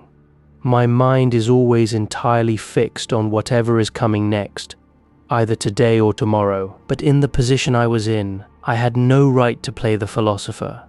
I had no right to display any feelings or expect any goodwill. So I forced myself to listen closely again, because the prosecutor had shifted his focus to my soul. His speech was growing increasingly intense. Looking at the jury, he declared, "I have peered into this man's soul, and I have found absolutely nothing.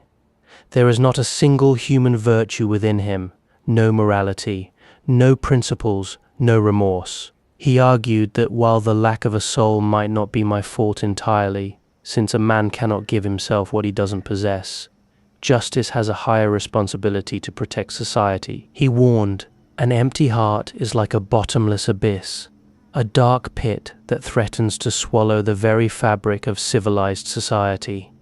He dragged my mother back into the argument, but this time he focused entirely on my behavior toward her as a reflection of my character. His speech dragged on for so long that eventually I stopped hearing the words altogether. I could only feel the suffocating heat and the sweat dripping down my skin. Then, after a brief, dramatic silence, he lowered his voice to a heavy, ominous tone. "Tomorrow, this very court will pass judgment on a terrifying case of parricide, a son who slaughtered his own father. Such a crime is almost beyond human imagination. I have full faith that human justice will deliver its verdict without a shred of mercy. But, gentlemen, I tell you the truth, and I am not ashamed to admit it. The cold, unfeeling cruelty of the man sitting before you today terrifies me far more than the actions of that parricide." He argued that a man who remains emotionally dead to his own mother's passing effectively exiles himself from human society, and that such individuals are bound to commit even more gruesome crimes down the road. He looked the jury dead in the eye and said, "I am convinced that the man sitting here today is just as guilty of the crime that will be tried tomorrow. For that reason, he deserves the exact same penalty." He wiped the sweat from his face and delivered his closing, damning words. "This man has no place in a civilized society, because he has utterly ignored the fundamental rules that keep us human. And therefore, gentlemen, I demand this man's head." An absolute, crushing silence fell over the entire courtroom. The oppressive heat, combined with the sudden weight of his words, made my head spin with a wave of dizziness. The presiding judge lowered his voice, looking directly at me. "Accused, do you have anything you wish to say?" I stood up, the eyes of the courtroom burning into me. I never intended to kill the Arab," I stammered. "It was never my intention." The judge nodded slowly, his expression tight. "Well, at least that is an assertion on your part, but perhaps you can explain the exact motive behind your actions." My mind went completely blank. I had no idea what to say. In my rising nervousness, without even thinking, the words simply slipped out. It was because of the sun. A sudden wave of laughter erupted throughout the courtroom. My lawyer snapped his head up, his hand frozen mid-air in sheer frustration. The judge signaled for order and offered my lawyer the chance to speak, but he requested a delay to properly finalize his closing arguments. With that, the court session was adjourned until the afternoon.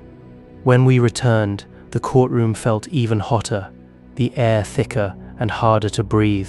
A sea of straw fans moved in perfect, rhythmic unison in the hands of the jury. As my lawyer began his defense, it felt as though his speech would drag on for eternity. But at one particular point, my attention snapped back when I heard him say, "Yes, it is true that I killed a man." I could hardly believe my ears. I leaned over to a guard and whispered, "Why is he speaking in the first person? Why is he saying I did it?" The guard replied in a hushed tone, "That's just how lawyers do it. They all speak like that." It made me feel incredibly detached, as if I were being pushed further and further to the margins of my own trial. My lawyer eventually moved on to the subject of my soul, though his words lacked the piercing sting and influence of the prosecutors. "I too have peered into this man's soul," he declared proudly, "and I found something of worth. This is an honest, hard-working clerk, highly regarded by his employer." He went on to defend my treatment of my mother. He cared for her as long as his means allowed, and when he could do no more, he placed her in a home. Should a man be condemned for utilizing an institution established and run by the state itself? But he made a massive, fatal mistake. He completely omitted any mention of my mother's funeral. I knew instantly that this was a glaring oversight, yet, after hours of listening to people dissect my soul, a deep, numbing exhaustion took over. I felt as if a formless wave, devoid of any color or light, was slowly washing me away. Amidst the drone of my lawyer's voice, a solitary sound drifted in from the street outside, the tiny, tinny trumpet of an ice cream vendor. That distant sound suddenly brought back vivid memories of a life that no longer belonged to me. A life filled with small, careless joys, the distinct smell of summer evenings, the familiar corners of the city I loved, an open twilight sky, the colorful patterns of Marie's dresses, and the sound of her laughter. In that moment, a profound realization hit me. None of what was happening in this room mattered at all. I just wanted it to end. I wanted to go back to my cell and sleep. I barely paid attention as my lawyer wrapped up his speech, pleading with the jury, "Will you condemn an honest, hard-working man to death over a single moment of blindness? Will you punish a man who is already enduring the greatest suffering of his crime, an eternal remorse?" The court adjourned, and the jury retired to deliberate. My lawyer slumped into his seat, exhausted, while his colleagues gathered around to shake his hand, praising his performance. One of them turned to me and asked, "Wasn't that magnificent?" "Yes," I replied mechanically. It was a mere formality. I was simply too tired to care. By now, evening was drawing in. Through the windows, the changing sounds of the city signaled that a cool, peaceful night was settling over the streets. But inside, everyone was waiting for me. I looked around the courtroom and realized nothing had changed since the very first day. My eyes landed on the strange robotic woman and the young journalist. Both were still watching me with unwavering intensity. It struck me then that throughout the entire trial, I hadn't looked at Marie even once. It wasn't because I had forgotten her, I simply hadn't found the time. I spotted her now, sitting tensely between Celeste and Raymond. She made a slight, anxious movement toward me, a tight, forced smile playing on her lips. But my heart felt completely hollow. I couldn't even muster the energy to smile back.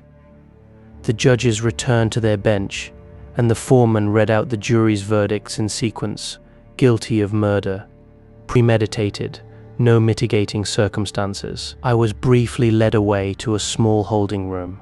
My lawyer joined me, looking far more relaxed than before. He spoke to me casually, as if the worst was over. "It will likely just be a few years of prison or forced labor," he said reassuringly. I looked at him directly. "If the verdict goes against us, can it be appealed?" "No," he explained. "I purposely didn't file any preliminary appeals because I didn't want to alienate the jury. It makes no logical sense to do so now. But don't worry, I am entirely confident the final judgment will be in our favor." Then, the waiting began. Nearly 3/4 of an hour ticked away before a sharp bell rang. My lawyer stood up to leave, offering a brief parting word. "The foreman of the jury is about to read the sentence. You will be brought in shortly." The heavy doors closed. From somewhere outside, I heard the hurried scuffle of footsteps, though I couldn't tell if they were near or far. A muffled voice echoed through the courtroom, reading a document. Then, a final bell rang. The doors opened, and a terrifying, absolute silence gripped the courtroom. As I was led back to the dock, the first thing I noticed was that the young journalist who had watched me so intently for days had completely averted his gaze. I didn't have time to look at Marie. The judge looked directly at me and pronounced the sentence. "In the name of the French people, you will be decapitated in a public square." In that shattering moment, a bizarre sensation washed over me. It seemed as if every face in the courtroom had merged into one identical expression, a look of careful, solemn consideration. The policeman beside me suddenly grew incredibly gentle, handling me with a strange softness. My lawyer squeezed my hand tightly, as if wanting to say something, but my mind was completely numb. "Do you have anything to say?" the judge asked. I took a breath and replied in a quiet, steady voice, "No." And with that, they led me away. For the third time, I have refused to see the prison chaplain.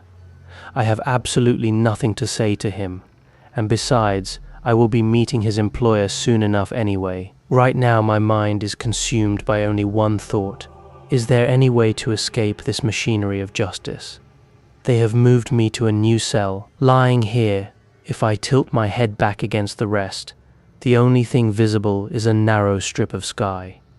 Day after day, I watch the dark colors of the night slowly fade into the first light of dawn. I lie with my hands tucked beneath my head, simply waiting. I lose count of how many times I have wondered if anyone has ever broken free from this execution machine. Has a condemned man ever vanished right before his sentence, or broken through the police cordon and run? I realize now how foolish I was, never to have paid attention to public executions before. A man should always take an interest in these matters. You never know when they might concern him. I had only ever read the standard stories in newspapers, but surely there must be whole books written on the subject. Books I never bothered to seek out. Perhaps in one of those accounts there was a story where the machine failed. A story where, just once, fate allowed a man to win. If I could find just one such instance, it would be enough. My heart could feed on that shred of hope, but the reality offered no such hope. The newspapers only ever spoke of a debt to society that a criminal must pay. For me, the only thing that mattered was a chance at a wild, desperate escape, even if it ended with a random bullet at a crossroads. But when I think deeply, I know it will never happen. Everything is meticulously organized. I am entirely caught in the teeth of this machine. A verdict delivered at 8 in the evening could just as easily have been delivered at 5, dictated by ordinary men who change their clothes every day. Men who are just as human as I am. How can they hold the absolute power to decide whether I live or die? Yet, once pronounced, their decision becomes as solid and undeniable as the stone wall I press my body against. In these long hours, a story my mother used to tell me about my father keeps echoing in my mind. I never knew him, but she told me that he had once gone to witness a public execution. The mere anticipation of it had made him physically ill, yet he forced himself to go. When he came home, he spent the entire day vomiting. At the time, I found his reaction strange and weak, but now I understand completely. There is nothing more important for a man than an execution. It is the one event that forces a person to confront the absolute reality of existence. I tell myself that if I somehow get out of here, I will go to watch every single public execution. But even as the thought forms, I know it is a delusion. To be on the other side of that police cordon, to be a mere spectator who can watch, vomit, and then casually walk back into his own life, that would be a toxic, poisonous joy. I know I am being completely irrational. Sometimes I find myself inventing entirely new laws. I imagine a system of justice where every condemned man is given a legitimate mathematical chance. A system where they administer a chemical that kills 9 times out of 10, leaving that one remaining slot open. A tiny, fragile sliver of hope. Even that would mean everything in a world of absolute judgment. The true horror of the guillotine is that it leaves absolutely no room for chance. The decision is final, and the mechanism is flawless. And even if, by some miracle, the heavy blade were to jam, they would simply raise it and drop it again. The system forces the condemned man to actively hope for the machine to function perfectly the very first time. It is a brilliant, twisted design. And yet I suppose that is what makes it a perfect system. The prisoner is manipulated into becoming an accomplice in his own execution, wishing for its smooth success, because a flawless procedure is his only defense against prolonged agony. I also realized I had spent my life imagining the apparatus entirely wrong. For some reason, I had always pictured a grand scaffold, a raised platform with steps that a man had to climb. I suspect my mind was filled with images of the French Revolution. But then I remembered a photograph I had once seen in a newspaper. In reality, the machine sits flat upon the bare ground. It is remarkably simple, thin, and compact. The image had disturbed me because the guillotine looked so clinical, so precise, like a flawlessly engineered tool. We always misjudge the things we do not know. There is no dramatic ascent into the sky. The machine sits at the exact level of the man walking toward it. You simply walk up to it as you would walk up to another person. That thought is what truly unnerves me.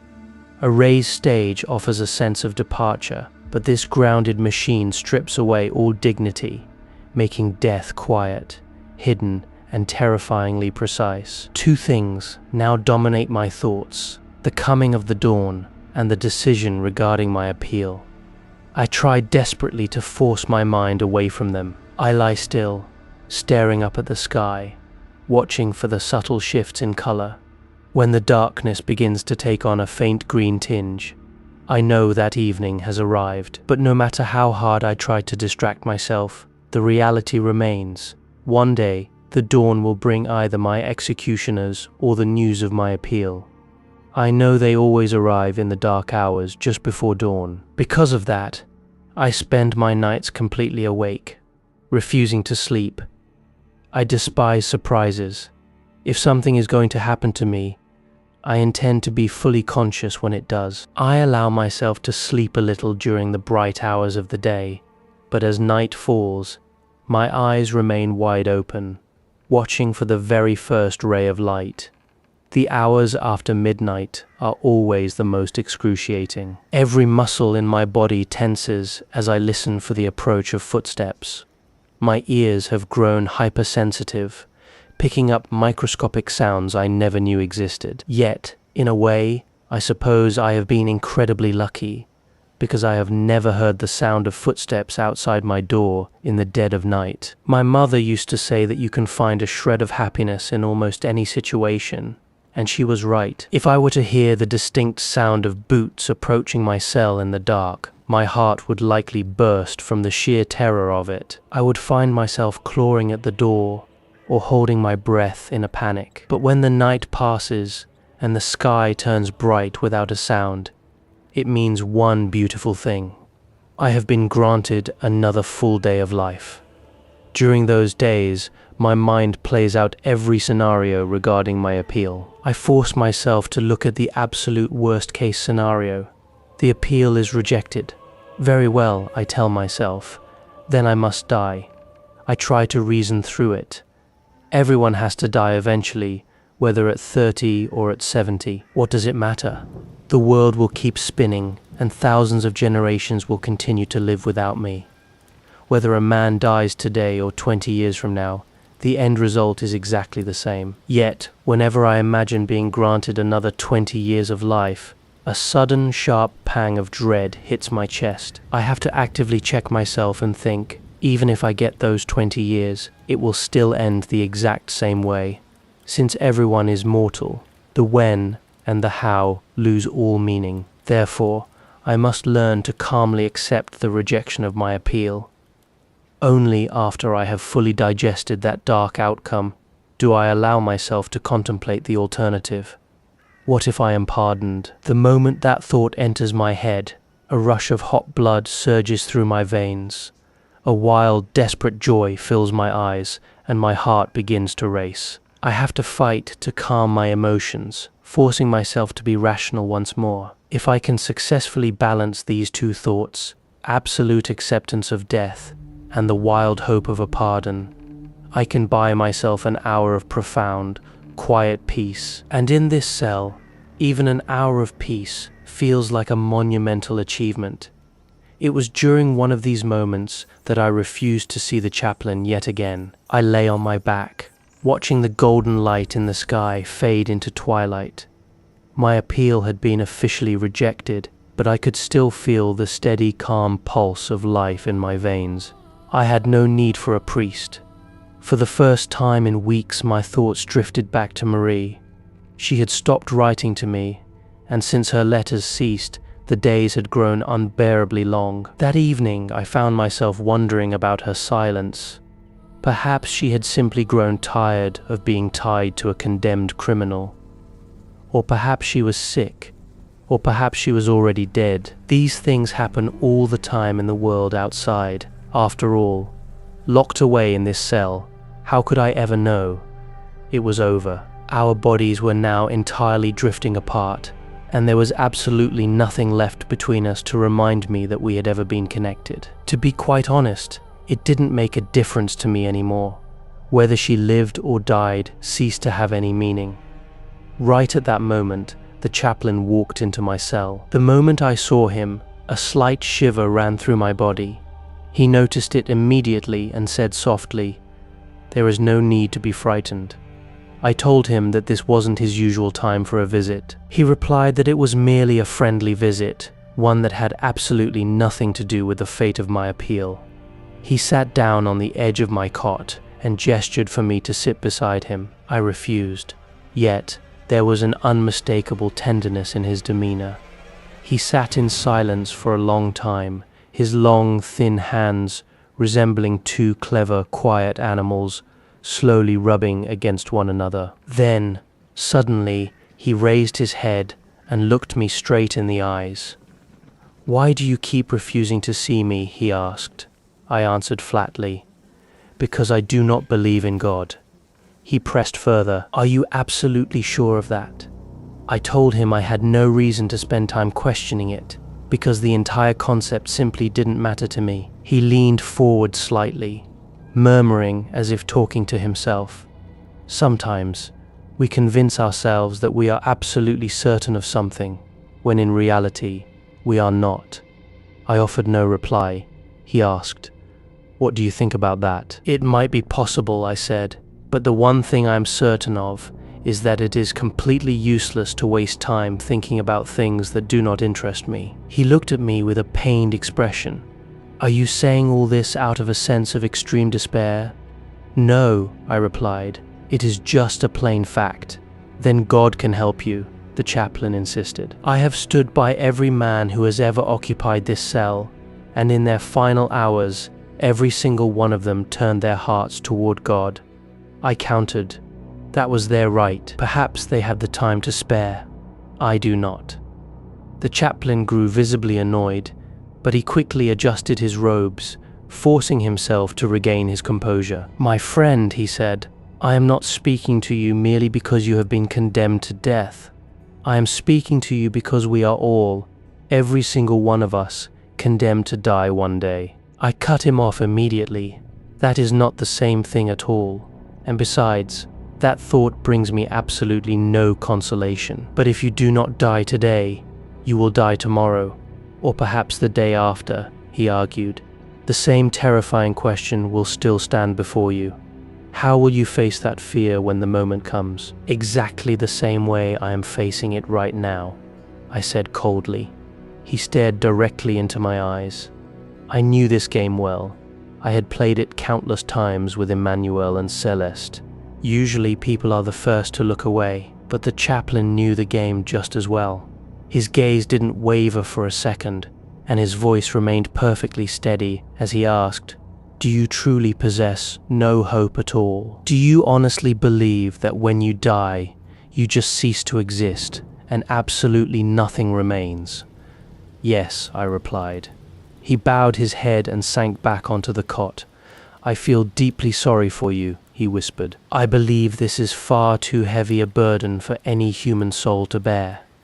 But his pity only succeeded in irritating me. I turned my back on him, walked over to the small prison window, and leaned my shoulder against the cold stone wall, listening to his voice drift across the room without really paying attention. He sounded increasingly frantic, which finally forced me to listen closely again. The chaplain insisted he was certain my appeal would be accepted, but argued that my soul still needed to be cleansed of its sins. "Human justice is nothing," he said forcefully. "Divine justice is everything." I turned around, but I was tried and condemned by a human court. "That may be, but it does not wash away your sins," he snapped back. "I don't even know what a sin is," I told him. "All I know is that I was found guilty of a crime, and I am paying the penalty for it. What more can anyone possibly demand from me?" The chaplain stood up in a flash of anger. In a cell as tiny as mine, a man really only has two options. He can either sit down or stand up. I kept my eyes fixed on the floor. He took a step toward me and then hesitated, as if he was suddenly afraid to come any closer. He looked out through the iron bars at the patch of sky above. "You are mistaken, my son," he said solemnly. "Much more can be demanded of you, and perhaps it will be. You could be asked to see." "See what?" I asked. The chaplain looked around my barren cell, his voice heavy with exhaustion. "Every single stone in these walls is steeped in human misery. I know this because I have felt its weight without even looking. But deep in my heart, I also know that even the most wretched, miserable souls in their darkest moments have seen a divine face emerge from this darkness. It is that very face you are being asked to see." A sudden surge of defiance flared up inside me. "I have stared at the stones of these walls for months," I said loudly. "There is nothing and no one in this entire world that I know better than these stones. Perhaps once, a long time ago, I too tried to find a face hidden within them. But the face I looked for was a face filled with the blinding light of the sun and the fire of desire. It was Marie's face. I searched for it, and I did not find it. It is over now, and I have certainly never seen any divine face emerging from sweaty stones." The chaplain looked at me with a profound tragic sadness. My back was pressed flat against the wall, and the harsh light from the window fell squarely across my forehead. He muttered a few words under his breath that I couldn't quite catch, then asked abruptly, "May I embrace you?" "No," I said flatly. He stepped closer, his hand gently tracing the rough texture of the wall. "Do you truly love this earth and this dirt so much?" he whispered. I gave him no answer. He stood there for an eternity, his back turned to me, his silent presence suffocating the room. I was just about to tell him to get out and leave me in peace when he suddenly spun around, his face flushed with anger. "No, I refuse to believe you," he shouted. "I know that at some point, deep down, you must have wished for a completely different life." "Of course I have," I replied, "but it meant no more than wishing to be wealthy, or wishing I could swim faster, or wishing I were more handsome. It is all the exact same thing." The chaplain blocked my path, demanding, "How did you imagine that other life?" That was the moment I snapped. I screamed at the top of my lungs, a life where I could remember this life. I told him that I had had quite enough of him. He tried to speak of God yet again, but I cut him off with a roar. I told him my remaining time on this earth was incredibly short, and I had absolutely no intention of wasting it on his god. He tried to shift the subject, asking quietly, "Why do you keep calling me monsieur instead of father?" The question filled me with an uncontrollable rage. "Because you are not my father," I screamed. "You aren't even on my side." "Control yourself, my son," he said calmly. "I am entirely on your side, but you cannot see it because your heart is blind. I shall pray for you." With those words, something inside me ruptured completely. I exploded. I began violently yelling at him, hurling insults, commanding him not to waste his pathetic prayers on a man who didn't want them. I lunged forward and grabbed him by the collar of his cassock, unburdening everything that had been rotting inside me for months. I poured out cries of pure fury and twisted joy. I was furious at him because he took everything in his life for granted, acting so absolutely certain of his truths. And yet, none of his certainties were worth a single strand of a woman's hair. He was living his life like a walking corpse. But as for me, I possessed absolute certainty. I was certain of my life, and I was certain of the death that was actively racing toward me. Yes, that was all I had, but it belonged to me entirely, just as much as I belonged to it. I was right. I had been right from the very beginning, and I was still right now. I had lived my life one way, but I could just as easily have lived it another way. I had done this and I hadn't done that, so what? It felt as though my entire existence had been nothing but a long, quiet wait for this exact morning to arrive, just to vindicate me. Nothing mattered anymore, and I knew exactly why. This entire world didn't matter. The deaths of others, a mother's love, his God, none of it meant anything when every single person was bound for the exact same destination. Both I and all those people who considered themselves better than me, couldn't they see that? Every single human being was privileged, yet every single one of them was condemned. One day, everyone would be found guilty, and they would face the exact same end that was waiting for me. The guards rushed into the cell and tore me away from him, shouting threats, but the chaplain calmed them down. He looked at me for a long, silent moment. There were tears streaming down his face. Then, without a word, he turned and left. Once he was gone, an incredible stillness washed over me. Exhausted to my very bones, I collapsed onto my cot and fell into a deep sleep. When I finally opened my eyes, the night sky was blazing with a brilliant blanket of stars. I could feel the strange, profound peace of the summer night drifting into my cell. The heavy scent of the earth and the cool evening breeze washed over me like a gentle ocean wave, soothing my spirit. And then, just before the first light of dawn cracked open the sky, a distant siren wailed through the morning air. It was a sound announcing a departure to a world that had ceased to have any meaning for me. In that quiet moment, I realized that I was happy once again.